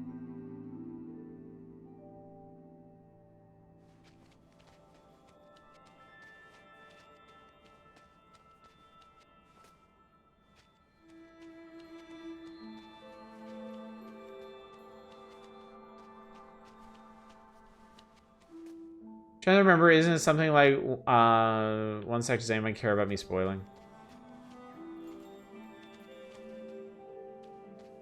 Wait, Shadows, specifically, because we're talking about a couple different games at this point. Which game are you talking about? Just so we're clear. Alright, well that was a bit of a hike. You can't spoil me for Infinite. Huh, I got an achievement for completing the labyrinth without making a sound. Oh, maybe if I screamed at those little people, maybe it would have lit up part of the maze. There's fall damage insofar as if you fall too far, it will reset you to where you were.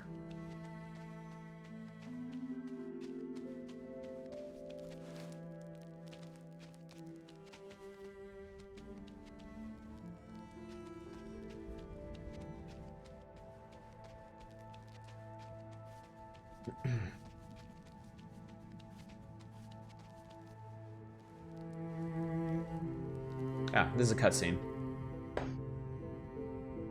Box drawings!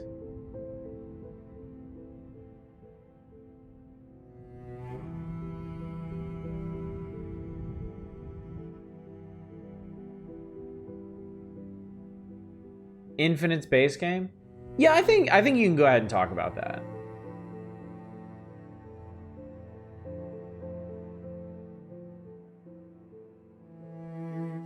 I mean, anybody who doesn't want to be further spoiled on BioShock Infinite should probably clear out of here at least for a bit or minimize chat.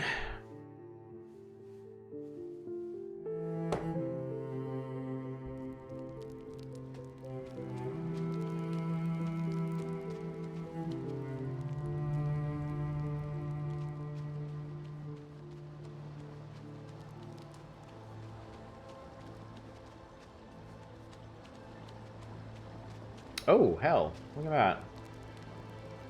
Interesting. My impression was Rapture was never a world threat, but if the city access through the lighthouse is Columbia, that's a real world threat. I'm gonna let y'all discuss this first. Because I have a very different perspective on it after the DLC. Something like Comstock and Booker are the same person where alternate realities prevent Columbia from happening. Infinite amount of Bookers have infinite amount of whatever the girl's name was, so whatever the girl's name was can infinitely drown Booker to prevent a Comstock.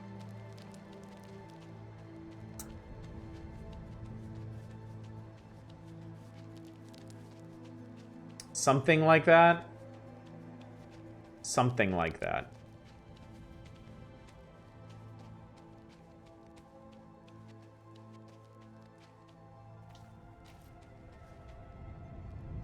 Oh, that's really cool looking. What is the DLC ending? Are you sure you want to know?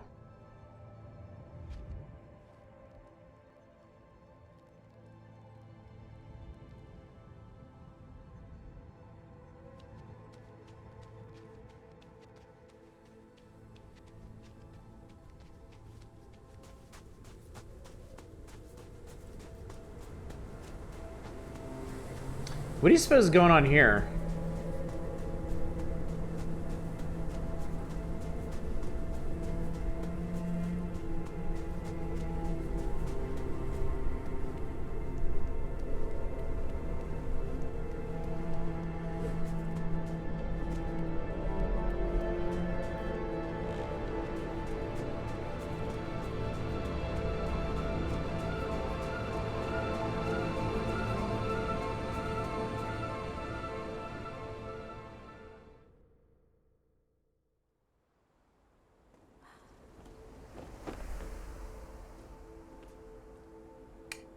We look very different or something.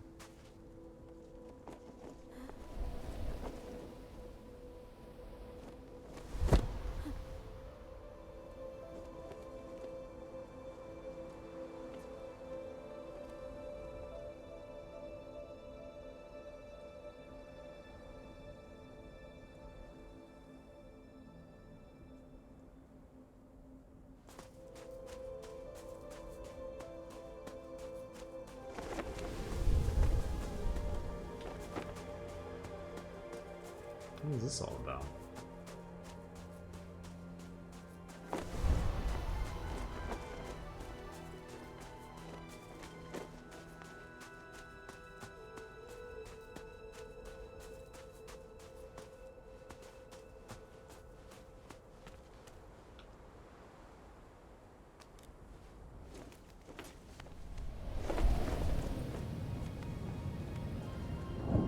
Whoa! Oh, that's creepy. I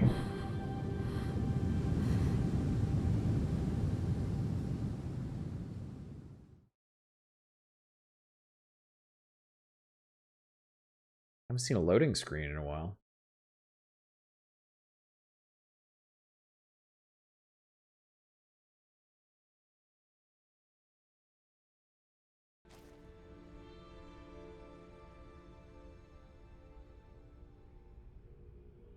Whoa! What are those dudes? What the hell?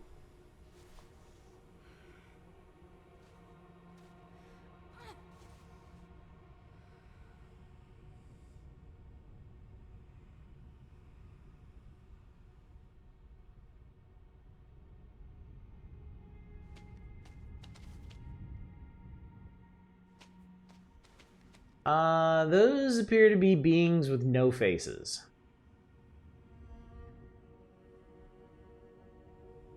The hell are we?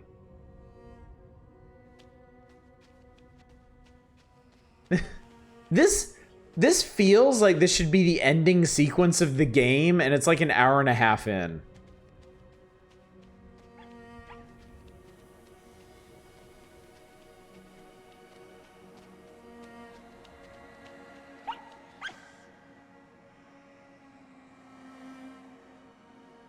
We look very concerned about this whole situation.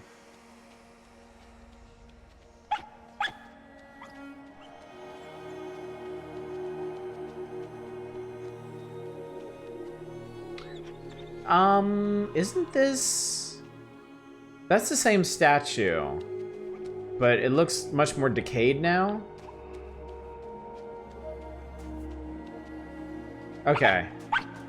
I think this is the same building, but maybe much further in the future? It's still the tower, but not in the time that we know it.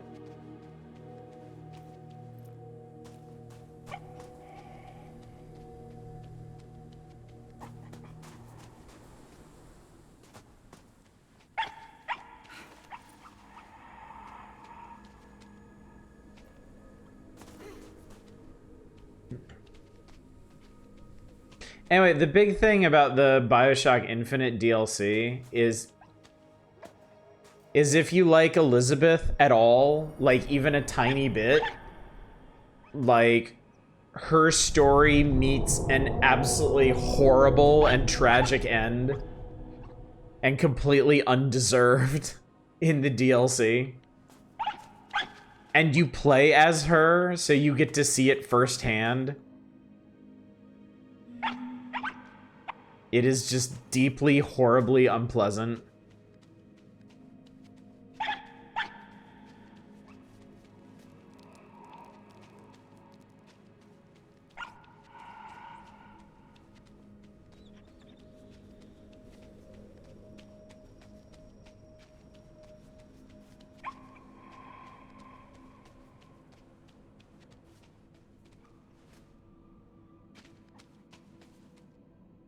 You play as Booker in part 1, but part 2 play as Elizabeth. That's right. And that's because and that's because at the end of part 1, Elizabeth murders you.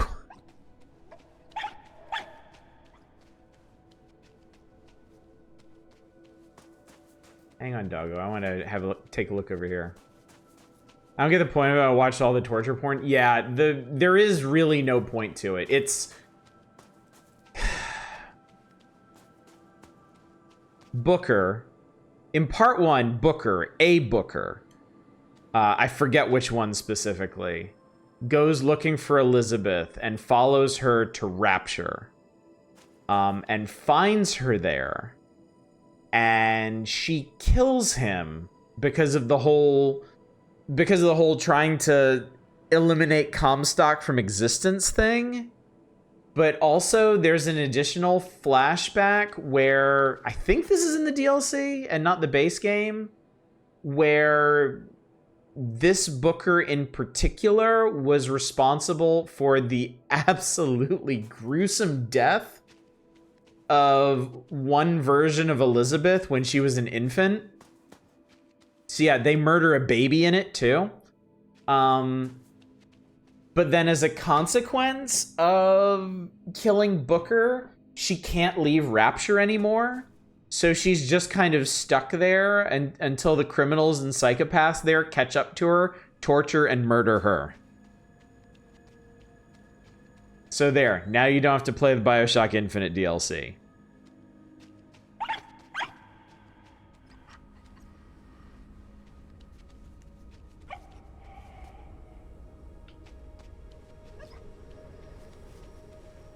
Boy, I'm gonna feel real sorry for anybody who clicks on this VOD on YouTube, just like, oh, this looks like a neat game. I want to see what this is about. And ends up being spoiled on all this terrible stuff about BioShock Infinite. Nobody who clicks on this video is signed up for that. And if you're watching this right now and this is you, I apologize. I'm sorry. This is just the kind of places our streams go. There, Oddish. Nobody watches your YouTube. That's true. It is, in fact, a comforting thought. Okay, so anyway, what the hell are we doing? Okay. I guess we want to do this whole Dealy Bob thing again. Yes.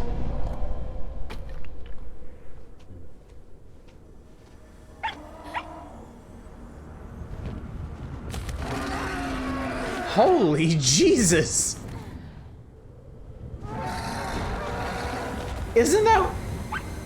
Oh God. Hey, quit playing with that. Oh no. He stole the thing that makes time work.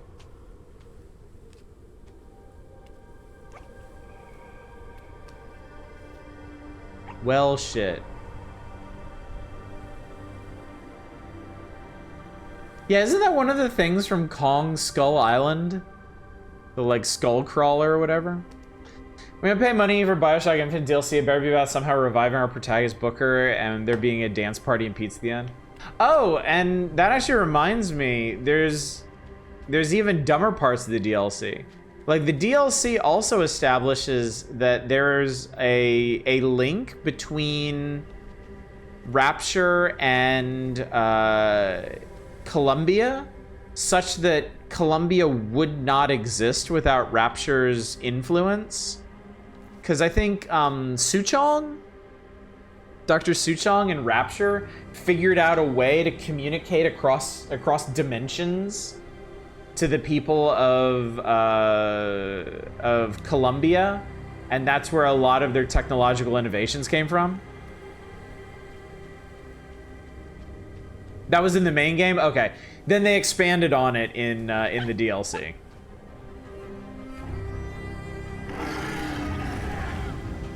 As a way of estimating how smart Suchong... Oh, no, it absolutely was.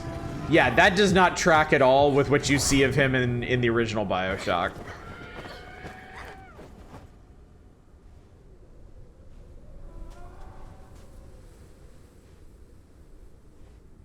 And that's another thing. Like, I wasn't exactly impressed with the original... Whoa, what the hell? Oh, Jesus God. Okay. Murder Bird.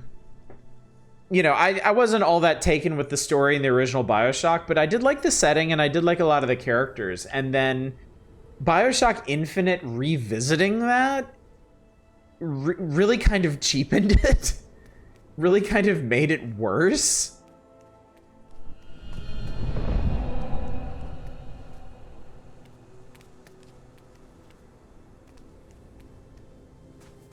Yeah, I think that was supposed to explain the link, but that was supposed to explain where, oh, fuck, what did they call them in Infinite? Tonics? Tinctures? Whatever? It's where they got their equivalent of plasmids. They just got them from Rapture. Not sure if that was Suchong by himself without the time jump. Oh my God. I forgot about the time jumping twins. I completely...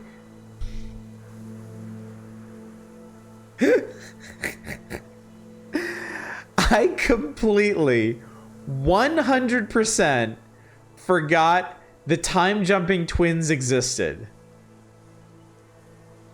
Which means the entire story works perfectly fine without them.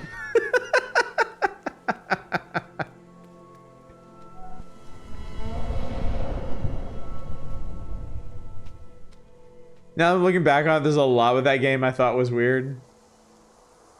We're just like, well, I ain't got that key.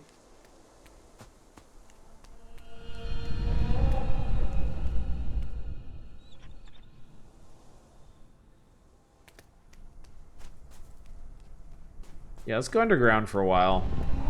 I think we'll have more fun down here. Remember enjoying the gameplay itself and some of the mechanics, the setting was fun too. No, all of that is very true. And that's basically what propelled me through the game. Like, I love the setting. The gameplay was solid. The moment-to-moment writing was very solid too. And the voice acting performances, it was just what it all amounted to was just bad. Just bad.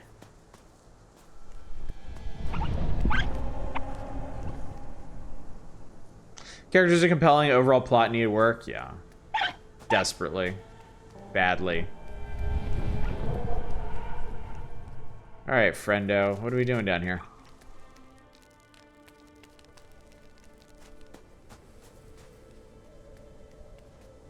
The hell is this thing?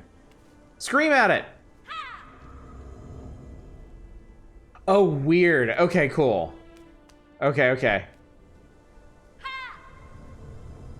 That's really neat.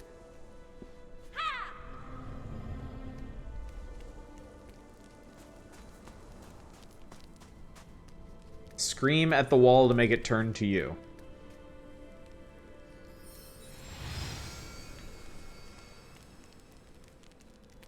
Well, hello, little lizard guy.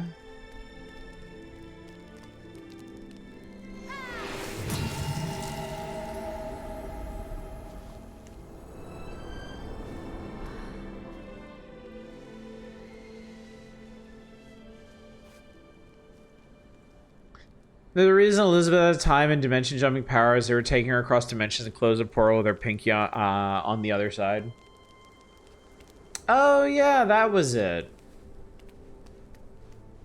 That was it.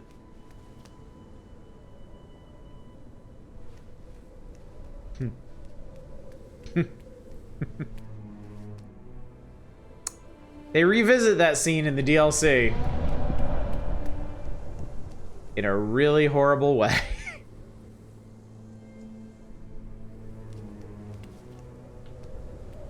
Can I make it over there? Yeesh!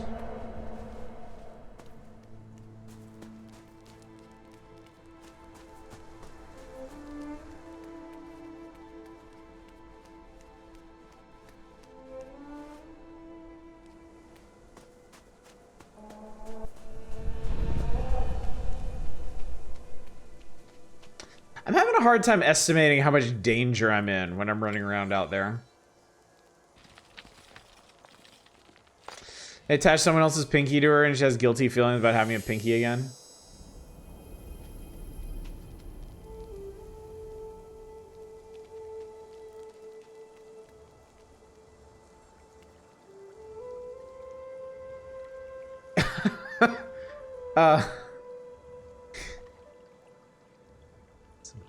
Bad parent alert.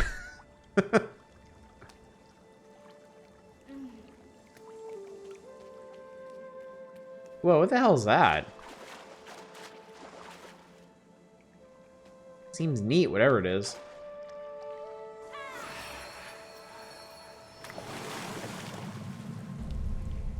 Oh, light-based switches. Okay. Cool. Cool. Oh, we're gonna have to This is gonna be a thing.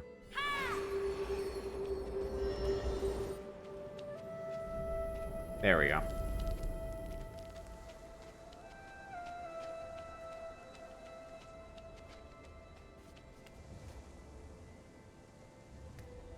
Mm-hmm.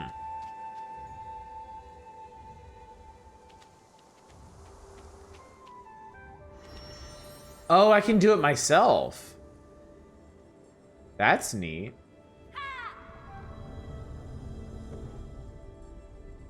Aha, okay.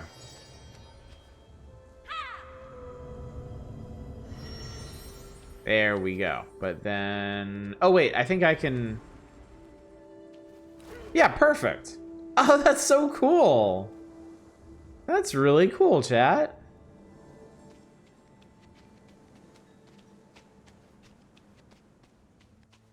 And this isn't even the kind of puzzle game where I need to memorize those constellations.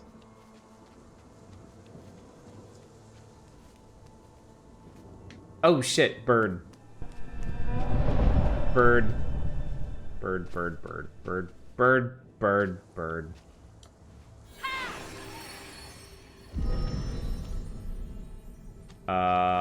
Interesting. Oh my god, there's a giant spinning gold thing in there. Oh.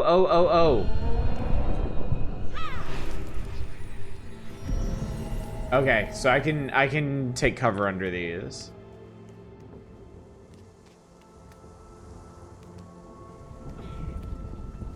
What the hell? Holy, what the hell did I just do?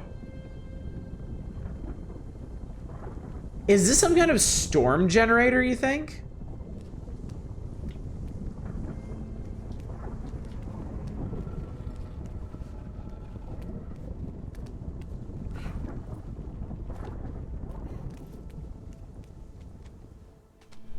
Oh shit, oh fuck. Okay. Yeah, I'm still really not sure how to gauge how much danger I'm in.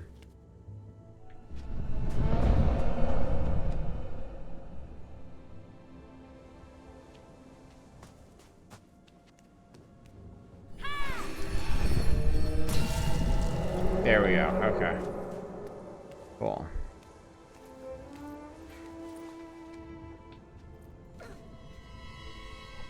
Get there, child. Okay.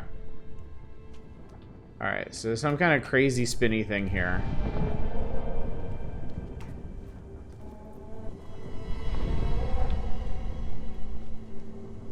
Oh boy. Okay. Yep.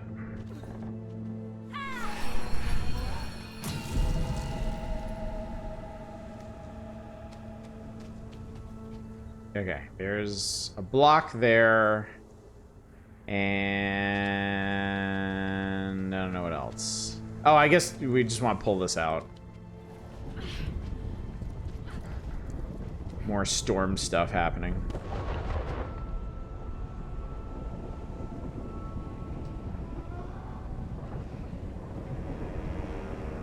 Hit him with lightning! Hell yeah!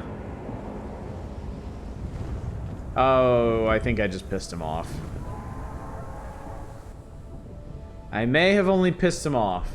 Oh no, he's going back to his nest. Okay. Alright. We seem to be safer out here at least. Birdongos dislike smoke. Hey.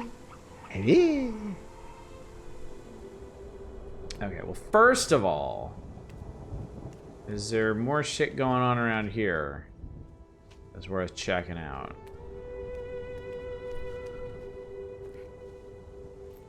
Okay, I can't get up there. Guess not.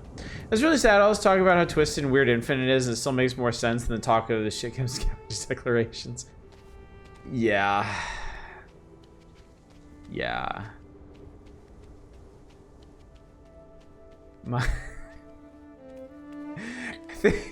I think we could sum it up with, my expectations were already low, but Jesus fucking Christ.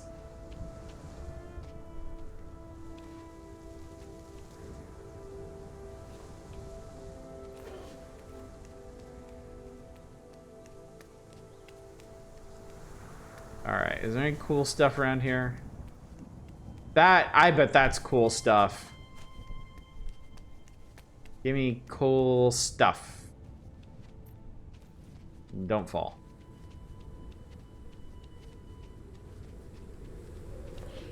That's a pinwheel.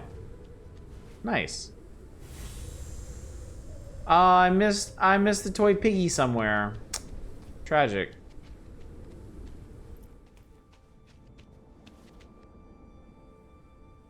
Well, we sure did make a thing happen. Okay, so it seems like we're on some... Oh, this is interesting. Oh, this is very interesting indeed.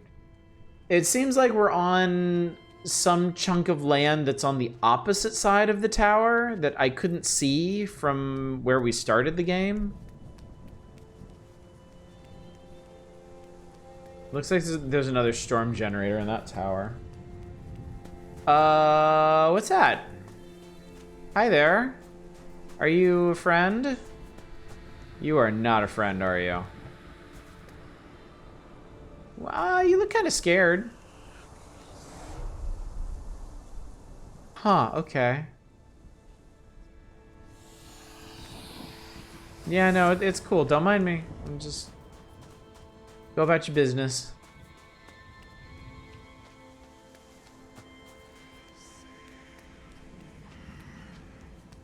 Alright, looks like we're going this way.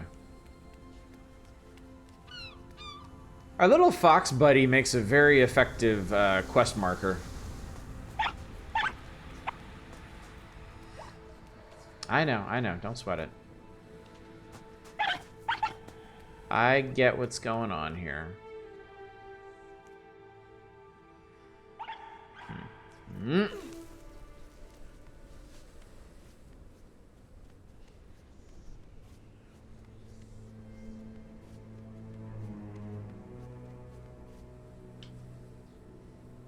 Oh, I probably need to get up here and then, yeah. There we go. There we go. I do like the mechanics of mantling. Like this game uses some very well established systems for climbing and mantling and stuff, but it's all very satisfying. There's just the smallest hint of puzzle elements to it, where you have to know you can shimmy across stuff and climb up and leap over and all that.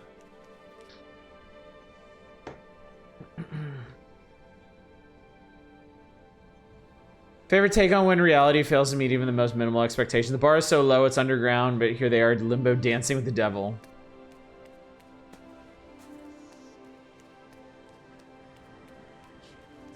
Seems like a cool room.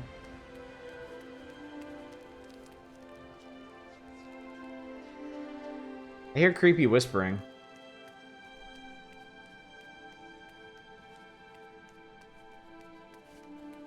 Yep. Or nope. Okay, we can go out that way. Is this down to like beach level? It would seem so.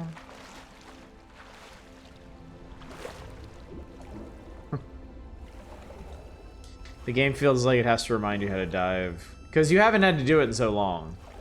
So I suppose that's legit.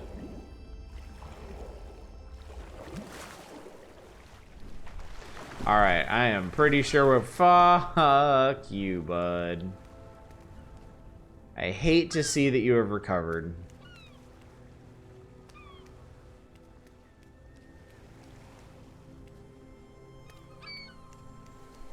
So, shut up.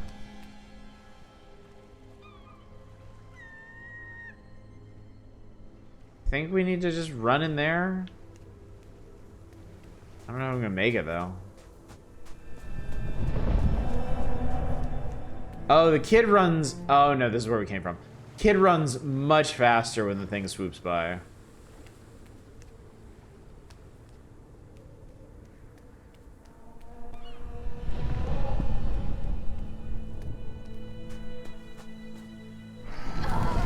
Well, that's death. Alright, so, how's this gonna work? That's where we came from.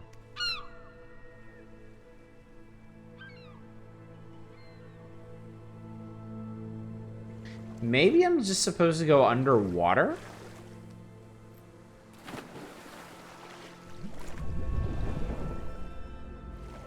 Ah, yes.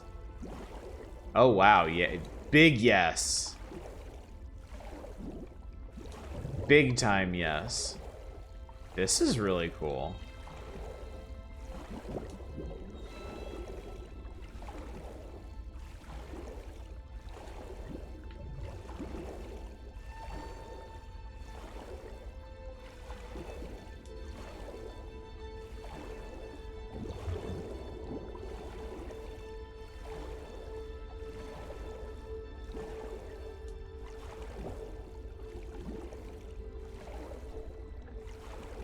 I think we have reached our destination. Well, I found a key at least.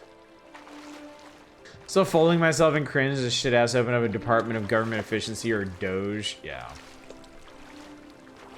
This is the caliber of intellect that we're dealing with here.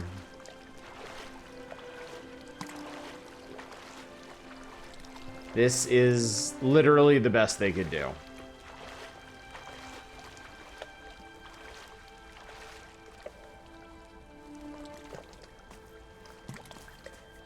Ah, here we go.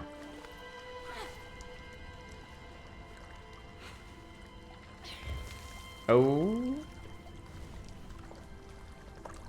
Yep.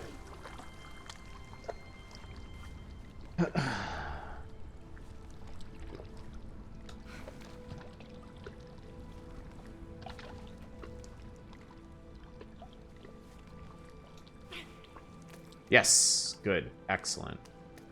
Okay. And then we go like nyat. And we go like nyat. And we go like nyat. And we get the key for the place that we need to go to. Perfect. Okay.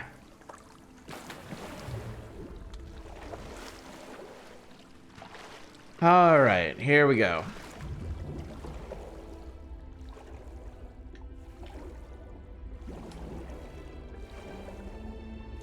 Feel bad for the owner of the original Shiba. I can't imagine my dead pet became a far-right dog whistle. I mean, if I remember, I read something about them before. If I remember correctly, the owner absolutely hated that their pet became that meme. So I have to assume that things are just steadily getting worse for them at this point. And yeah, I really feel for them.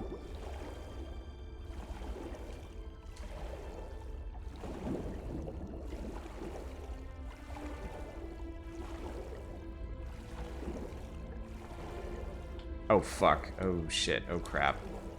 Oh, damn. Oh, Jesus. Go, kid, go! Whew. Good thing you hold your breath for so long. God damn.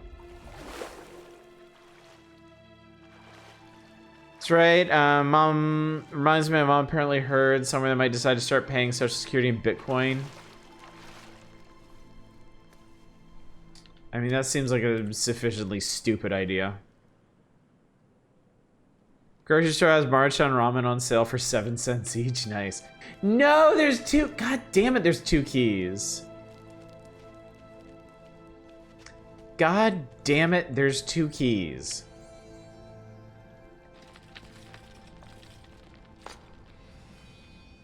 Alright, so we gotta swim our happy ass back out of this death trap. Let's see if we can find the other one. Limit 48.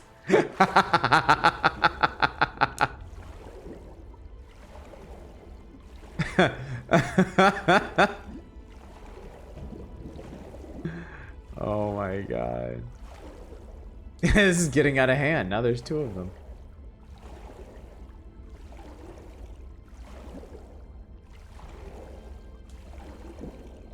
Okay, I'm pretty sure the other key is over here.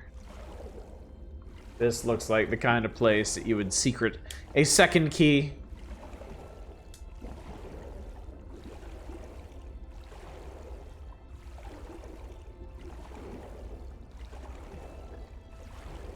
So we don't drown. Don't drown, kid. I need Guybrush Threepwood breath discipline. Yes! Oh, this is gonna be fun.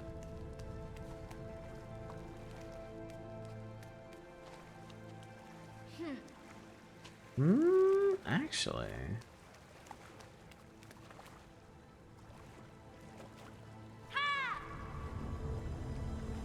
Ah, okay. This is gonna be a little tricky. Maybe we can make that jump. Hate to say it, it reminds me of the main villain of Deus Ex, making sure all his corporate structure lines up. So he's called God, except not as a joke, considering that must have played Deus Ex. Do you know why that's stupid? I mean, I can tell you with absolute certainty, if Elon Musk has played Deus Ex, he totally sees himself as Bob Page.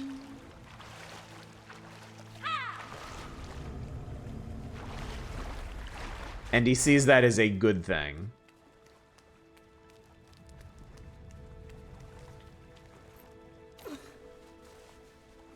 So I'm trying to figure out what I'm going to do with my hard-right conservative parents after this last election cycle. It's really been nagging at me.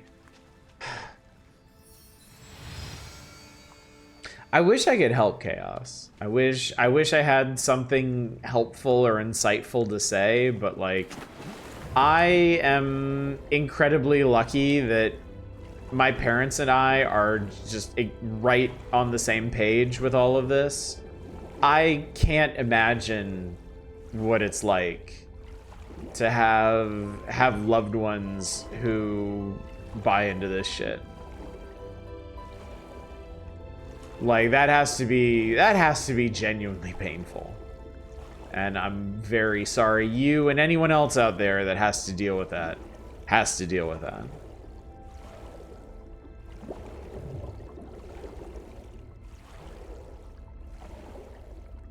It's so deeply unfair that politics turned into something that, like, could no longer suffice with polite disagreements, you know? That Republicans chose to draw battle lines over things that, you know, people can't afford to compromise on. You know, things that are fundamental to the safety and happiness of so many people. Like, you can't have a polite disagreement over civil rights, you know? You can't have a polite disagreement over the kind of ethics that Trump so clearly flaunts.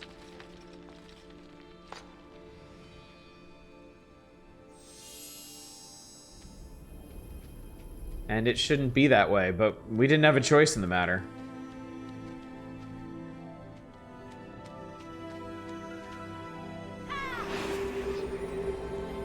Alright, so what are we doing with you?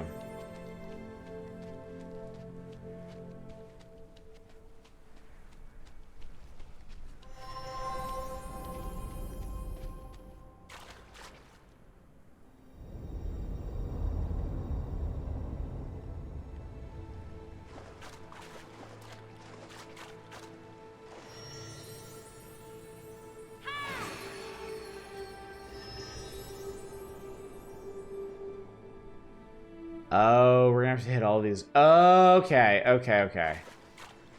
Oh, this is so cool. Okay, this is so cool. So this is the light source for the room. So I gotta move this so that all three of these are covered by shadows and then scream at the orb. Okay, so that's that one.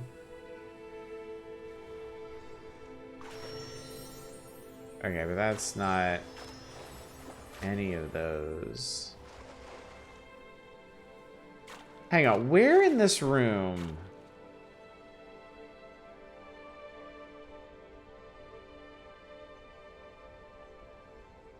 Oh, I think over there. Can you imagine supporting a candidate that had politics that directly impacted the well-being of people to love, let alone my kids?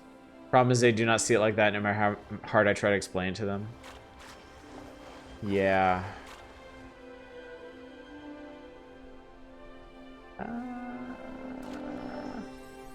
There we go. Got it.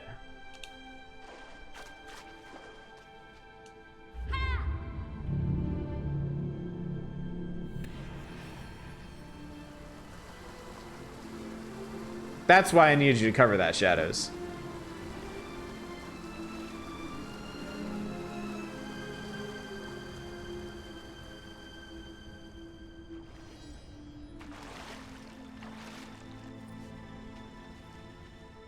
All right. So I have a perspective puzzle here. A perspective puzzle. Oh God, bird.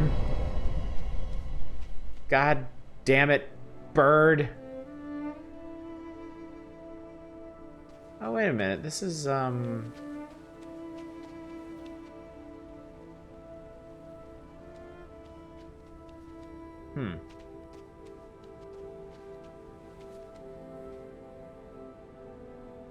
Not gonna lie, this section reminds me a ton of some of the levels in the core design Tomb Raiders. There's been some Tomb Raider-y stuff in here. Some of the scooting around, mantling on things. This felt rather... No, don't fucking eat me, you dumb fuck bird. Jesus Christ.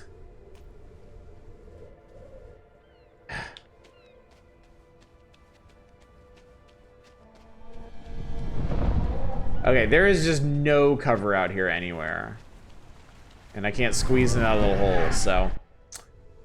So there must be something I can do in here already.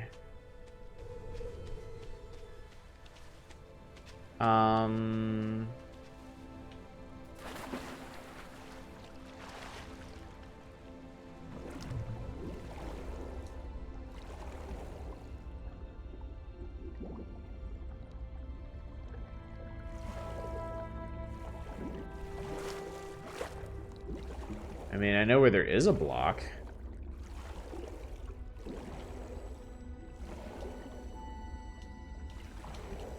Okay, no, I can't grab that. Come on. Oh God. Okay.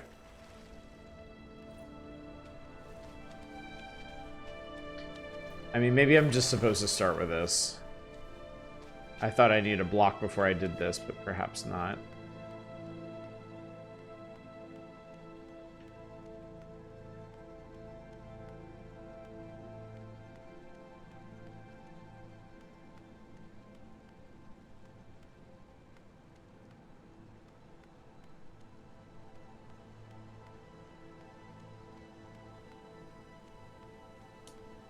So I do need a block.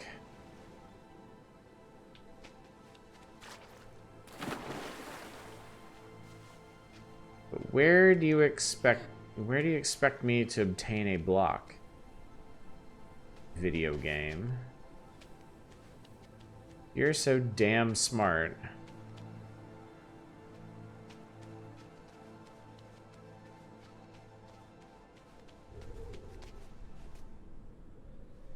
Oh, I can climb up here. Okay. Alright, bird, don't eat me. Okay, there we go. Let's see if I can pull this out before I get Ed. Come on. Kashoom! Okay. That is clearly what I needed.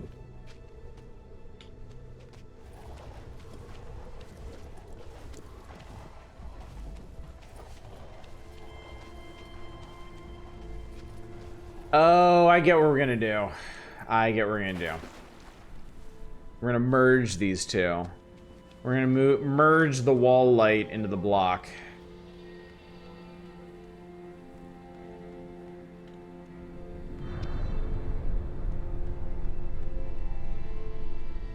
So now I can move it behind the statue.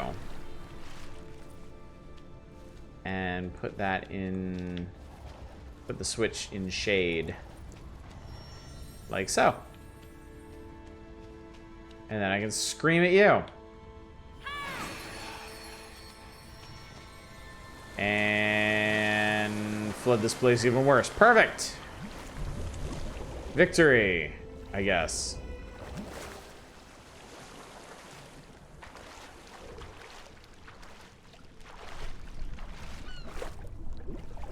Okay. I can hide from the bird underwater. But I can't go over that. Can I go under this? No, of course not. What a stupid notion.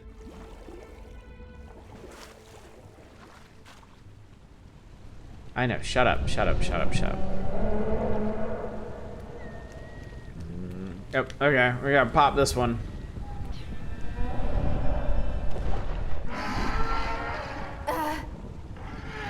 Oh, that was a close one, too.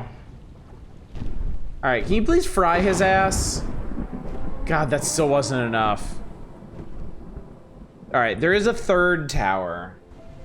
Everything comes in threes, chat.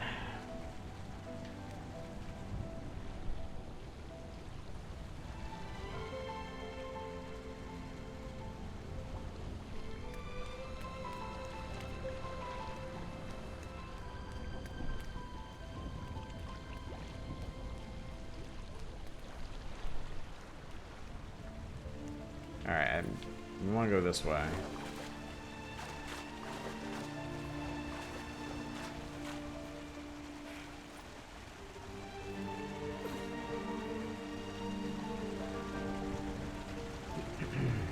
I gotta say, the music in this game is fantastic. It is really, really good.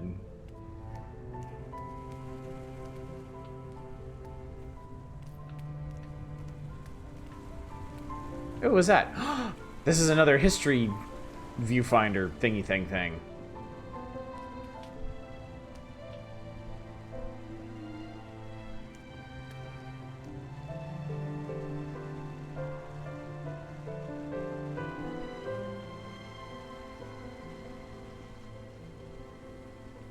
Oh, and it means I haven't missed any either. Cool. Well, presumably. Actually, you know what? Those, you probably... It probably doesn't matter which order you find the locations. You probably get the story bits in the same order regardless. That's how I would set it up anyway. So I might have missed some of those, but I'm still only getting the story in the order that it is given.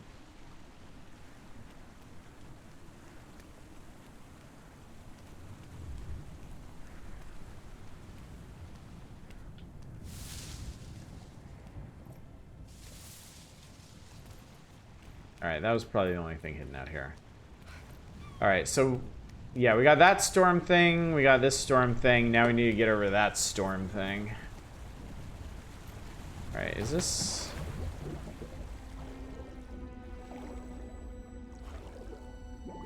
yes, okay. This is the key location? Oh yeah, this is where I got the key from. Okay. Well, sure.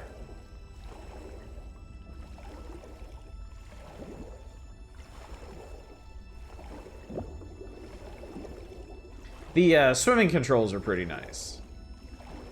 Which is important if you're going to be doing a lot of swimming.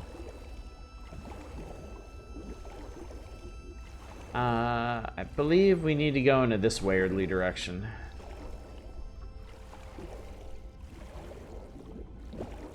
Also, is it just me or there's some glowing thing on the ground over here?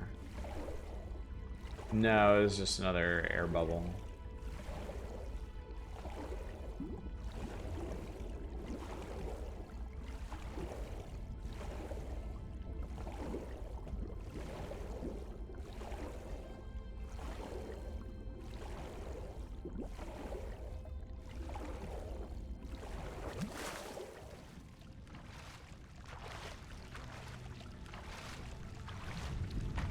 Oh, this looks nice and spoopy.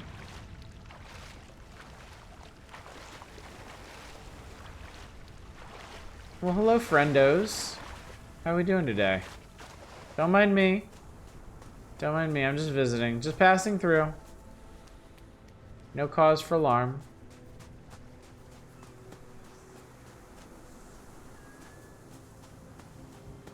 It seems like the storm clouds, the like dark clouds, allow these people to come out. I don't know if they're afraid of the bird or if it's specifically shadows that allow them to move around freely.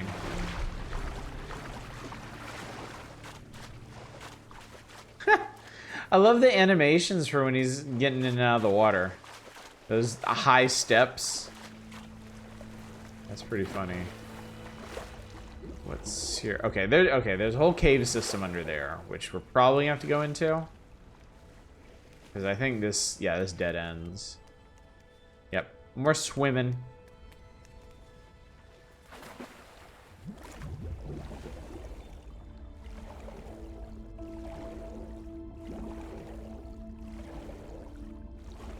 I find the whole concept of cave diving, like, deeply horrifying. I probably watched too many YouTube videos on, like horrific cave diving accidents and stuff, but just something like that, swimming through a passage like that, like, just go ahead and shoot me. Like, I ain't doing that shit. I would lose my mind.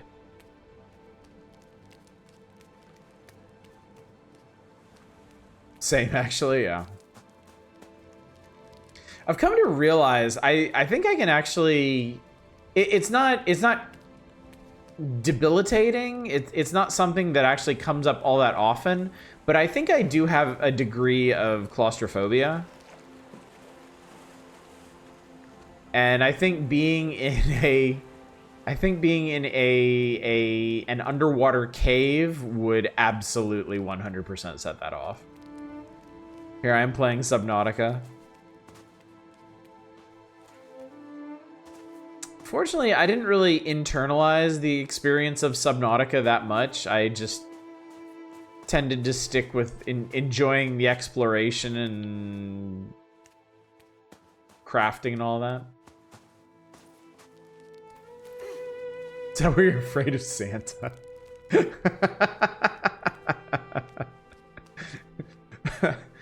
Claustrophobia? Okay, bird's gonna be back, right? Fucking bird. Oh no. Oh dear. Oh, I don't like it. Oh, problems. I'm kind of worried that I need to get out there first. And I just blew up a bunch of my own cover for nothing. Because oh god, so far each of these places need 2 keys to get into.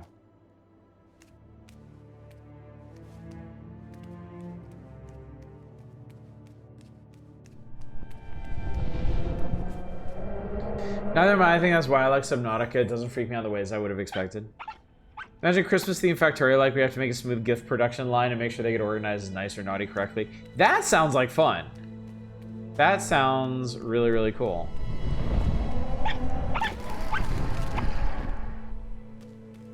Factorio actually has a seasonal event called Fixmas. Because the company you work for is called Fix It. I don't think it works that way, but it just made me think of it.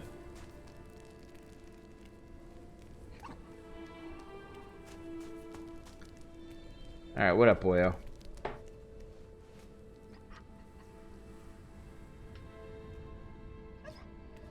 Yes, satisfactory, yes.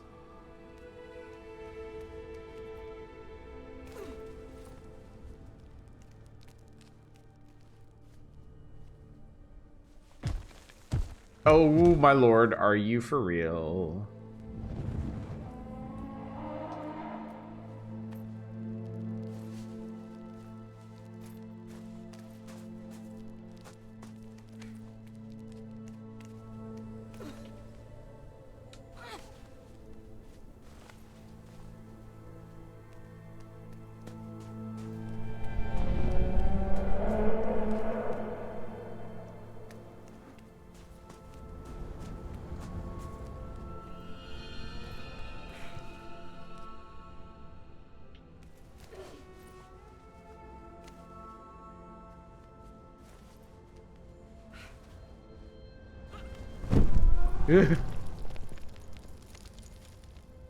I love sections like this.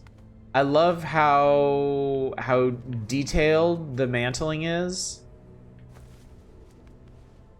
I like the puzzle element of just trying to figure out how this geometry works and how you can clamber over it. I like that a lot. Oh fuck, I can't go that way. Oh fuck, you go this way. Oh fuck, oh fuck, oh fuck.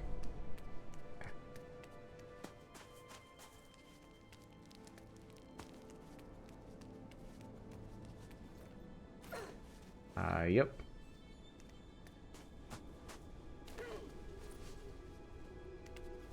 I see a lot of statues of the bird. I wonder if perhaps at some point the bird was the word.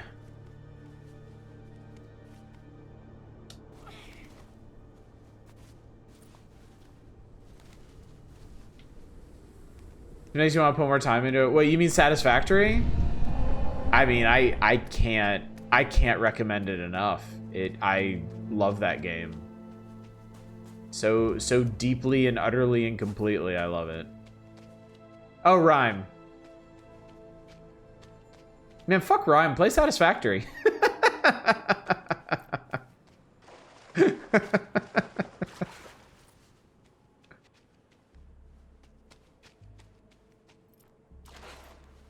Okay, so...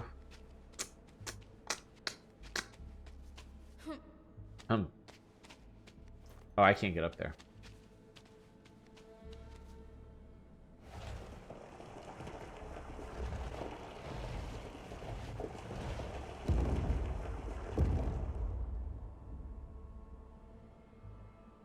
Oh, okay. There's wavy lines on those that I'm trying to line up.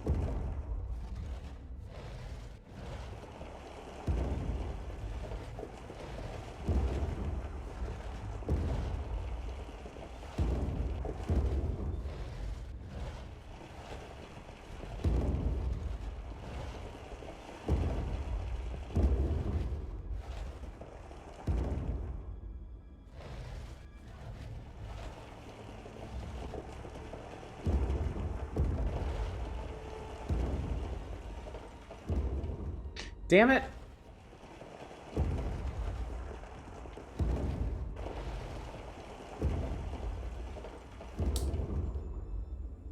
Is there something else I can do to influence this, maybe?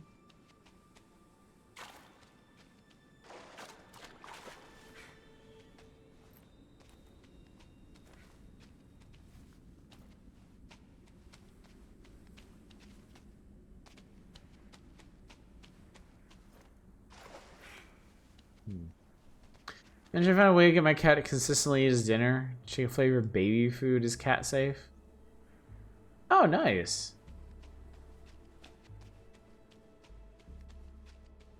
Never really had to deal with a cat who was a picky eater.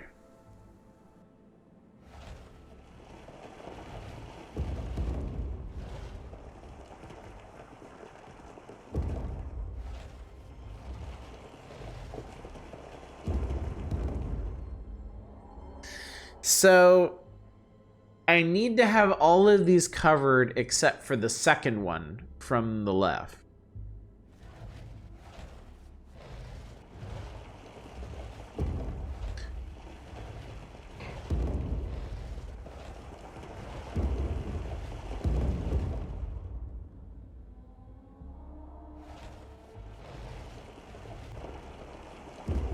But the way this ship is oriented, that appears to be impossible.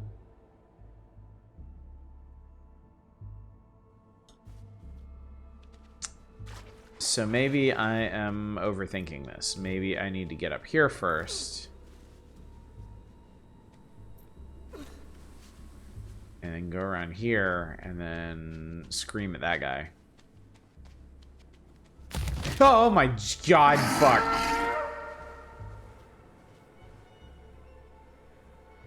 Why didn't I realize that was going to happen? Huh?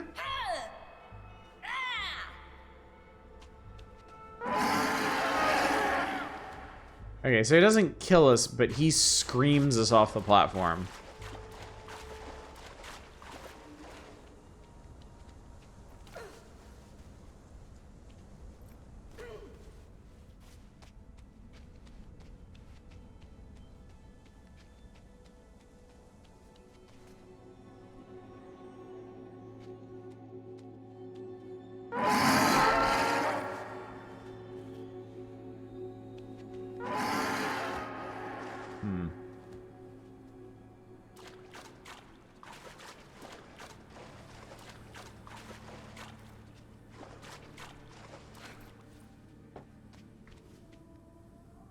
Kiwi needs to come get her burp. I wonder if there's something I can do with this.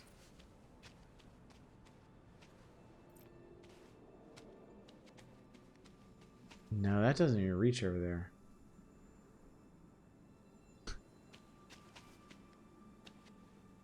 There's jump scare bird, a merry fuck off, and a happy never do that again.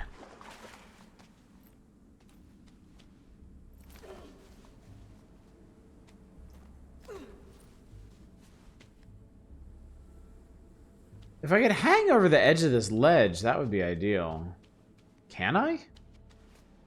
Oh, of course I can.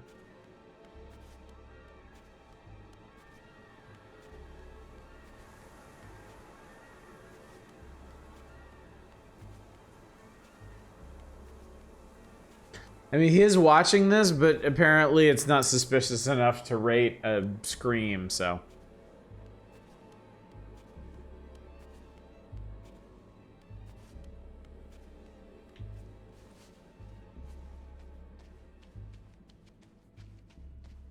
Speaking of screams.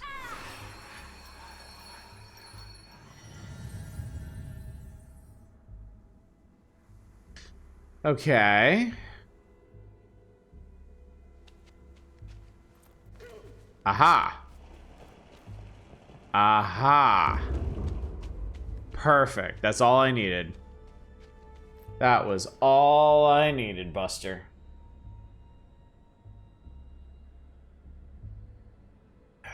Yes. Yes.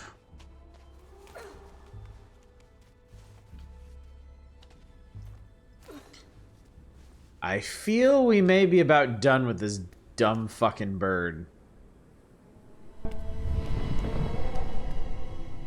Almost.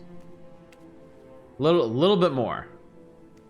Little bit more.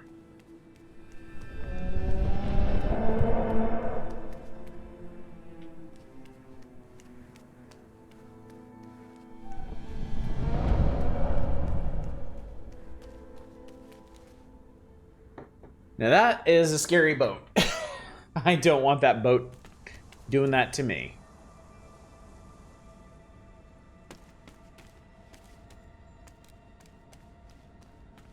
Okay.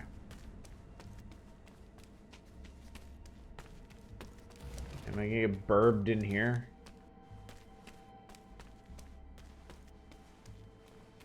Seems like there's generally enough overhangs. Well, what's up, Lord Crispin? Good to see you.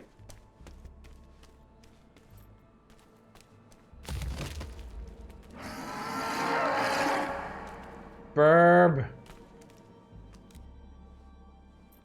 Enough burb.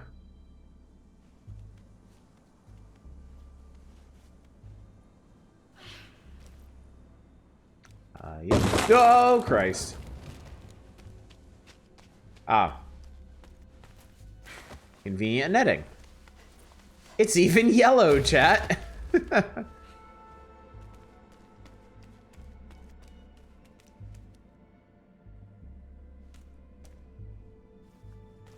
I can't get over this, so...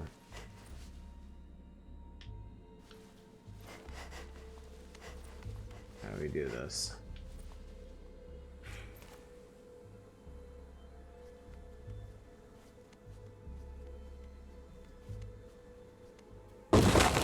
Jesus Christ! I hate you, bird.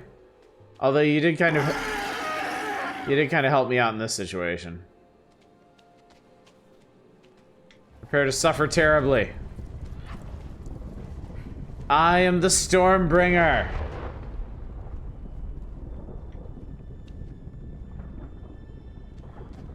Yeah, I didn't like that, did you? You flappy piece of shit.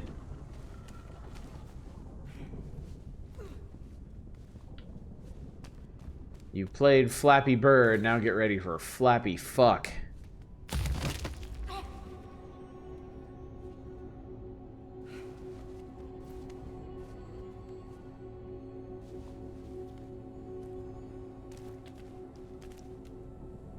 Alright.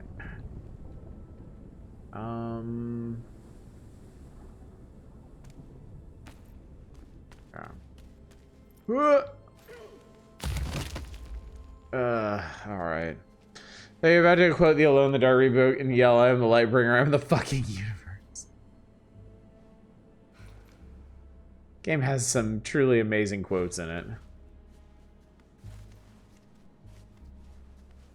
I don't have you, Stone, and fuck you anyway. Seriously, one of the funniest lines I've ever heard in my life.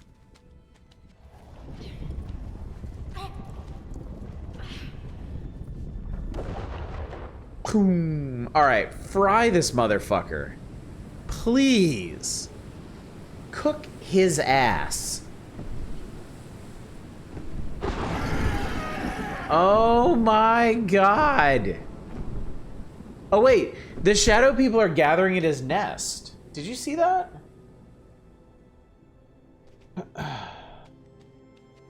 Or I saw that. I love the Alone in the Dark reboot, but not because it's good. It's just the best kind of awful. Alright, friend, what's happening? What have we accomplished? What have we wrought? Flappy Fuck sounds terribly disappointing. Really just not what anybody was hoping for.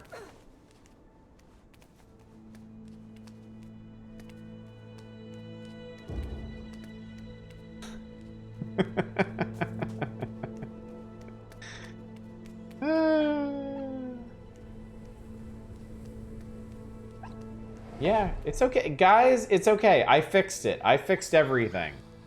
I've made everything better. Clearly. See all the dark... That doesn't sound like... That doesn't sound like thunder. I guess it is. Well, who am I to say? You can unfortunately confirm there's a disappointing sense.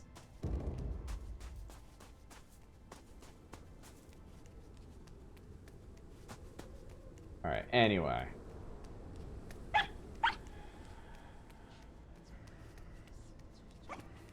Once we are well and truly done with this bird, then... I think we can explore this area at our leisure. That's the trip. Nice job breaking it, hero. Number 69 reminds me of a grade for my coding assignment. Came back as 99.69. Why so specific and precise? Look at that. Chat. You should ask. It's a good question.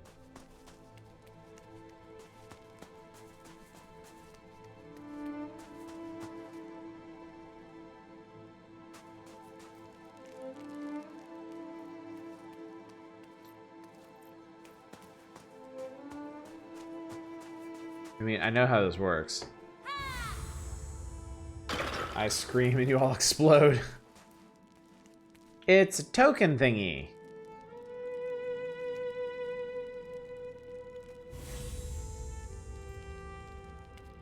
Huh, okay.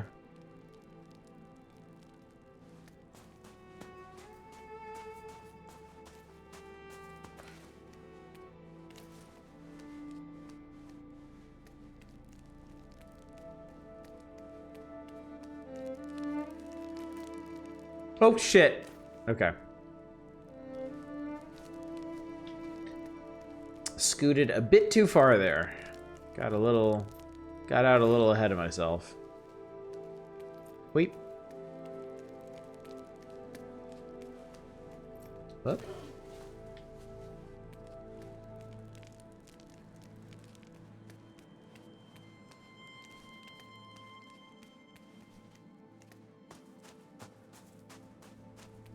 Flappy fuck Fridays.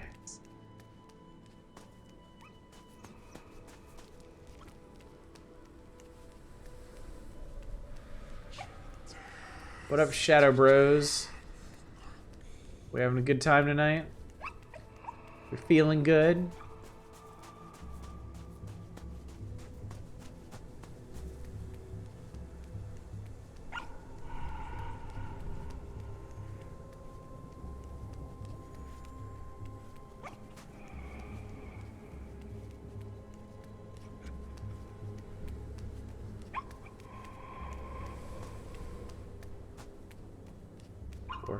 Orf. Oh. I just stay home and go out on sultry, sexy Saturdays.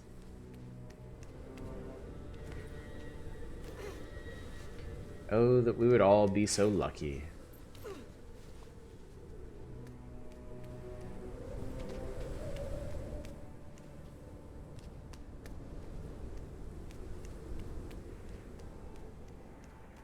Mm-hmm.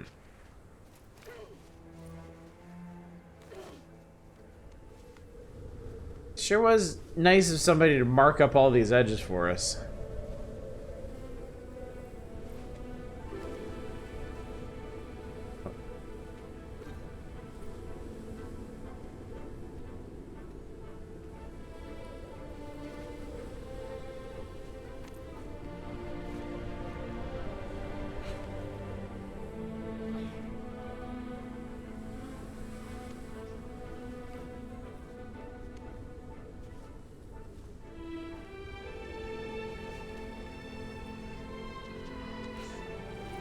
Now remember, at the very beginning of this sequence, this guy barked us off of— oh my god!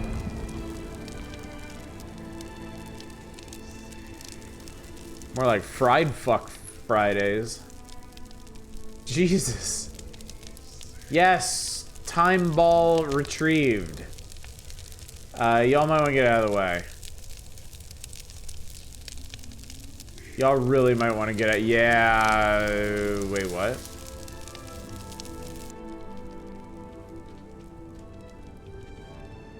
Kind of stirred it back. Oh no! I've had it with you.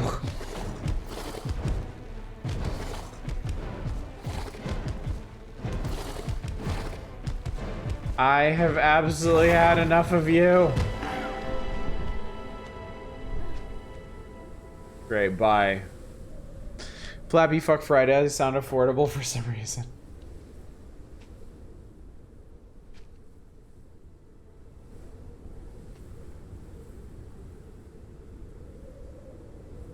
Interesting. He went somewhere.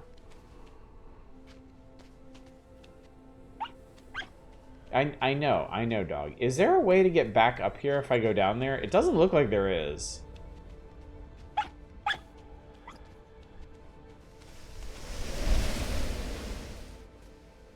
Perhaps there is?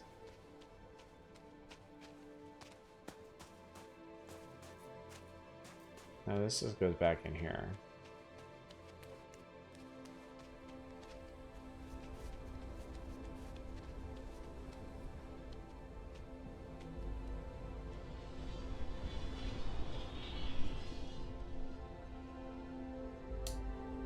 The child statue is gone again, so. Feel bad for it having his wing membranes burned off like that would be brutal. I agree. You know what else would be brutal?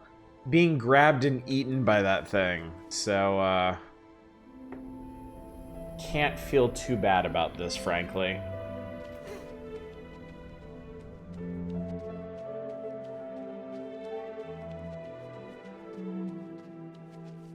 Ah. More neat drawings. We ascend further. Actually, you know what, chat? This is probably a real good time to stop. This is probably the perfect place to call it for the evening, because when we get up to the next floor of this place, I imagine there's going to be a whole nother area to explore, perhaps with an even worse critter. Someone just quoted one of the themes from Princess Mononoke. Cute musical reference. It's pretty conspicuous. Like, they were... Whoever did the soundtrack for this was pretty clearly influenced by the likes of Joe Hisaishi, who did all of your favorite music from the Studio Ghibli movies, you remember? But yeah. Anyway, this has been a lot of fun. This has been a very, very good, very solid game. And I'm enjoying it a lot. So, we'll be back to this tomorrow night. Hopefully we'll finish it tomorrow night. If we don't, we'll fit in the end of it somewhere. But yeah, this is solid. This is good. Exactly what I felt like doing right now. Thursday, back on the Power Hours, back to Game Boy games. We're getting near the end of June 1994. So... don't know if we'll finish on Thursday or Saturday, but I think between those two nights we should be able to finish up the magazine. We'll see, of course. Friday night, we're going to be doing some Curator Connect stuff. I got some weird-ass looking games for us to take a look-see at. So that'll be good. No stream on Sunday, of course. And then Monday, back to the Democratic playthroughs. I'll be loading up some roguelikes for your consideration. I like it. We'll start a new one on Monday, and right away y'all can decide whether you want to do it for multiple nights or leave it at one and move on to something else the following night. So, good news is it looks great. Bad news, we're gonna probably skip on tomorrow's stream and play this before Dragon Quest III Legends. Fair enough. Fair enough. I will expect a precipitous drop-off in viewership tomorrow then. So let's get out of here.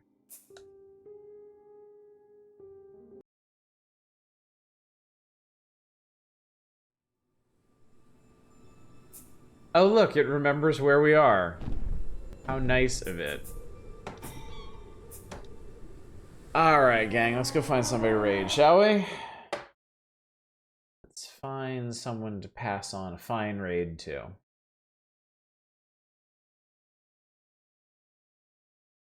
Looks like my option is Dama tonight, so I will send you over to Dama. They're doing Celeste, as they are wont to do, as often happens. So yeah. Anyway, gang, thank you so much for coming out tonight. Thank you for joining me for our return to RiME. I am glad we are back. I am very glad we've come back to this game. It is very peaceful. It is very charming. Even when a giant bird is trying to eat my face, it's still a very enjoyable experience, and hopefully you enjoyed it as well, and hopefully I will see you tomorrow night for more RiME. But until then, as always, y'all take care. Bye, everybody.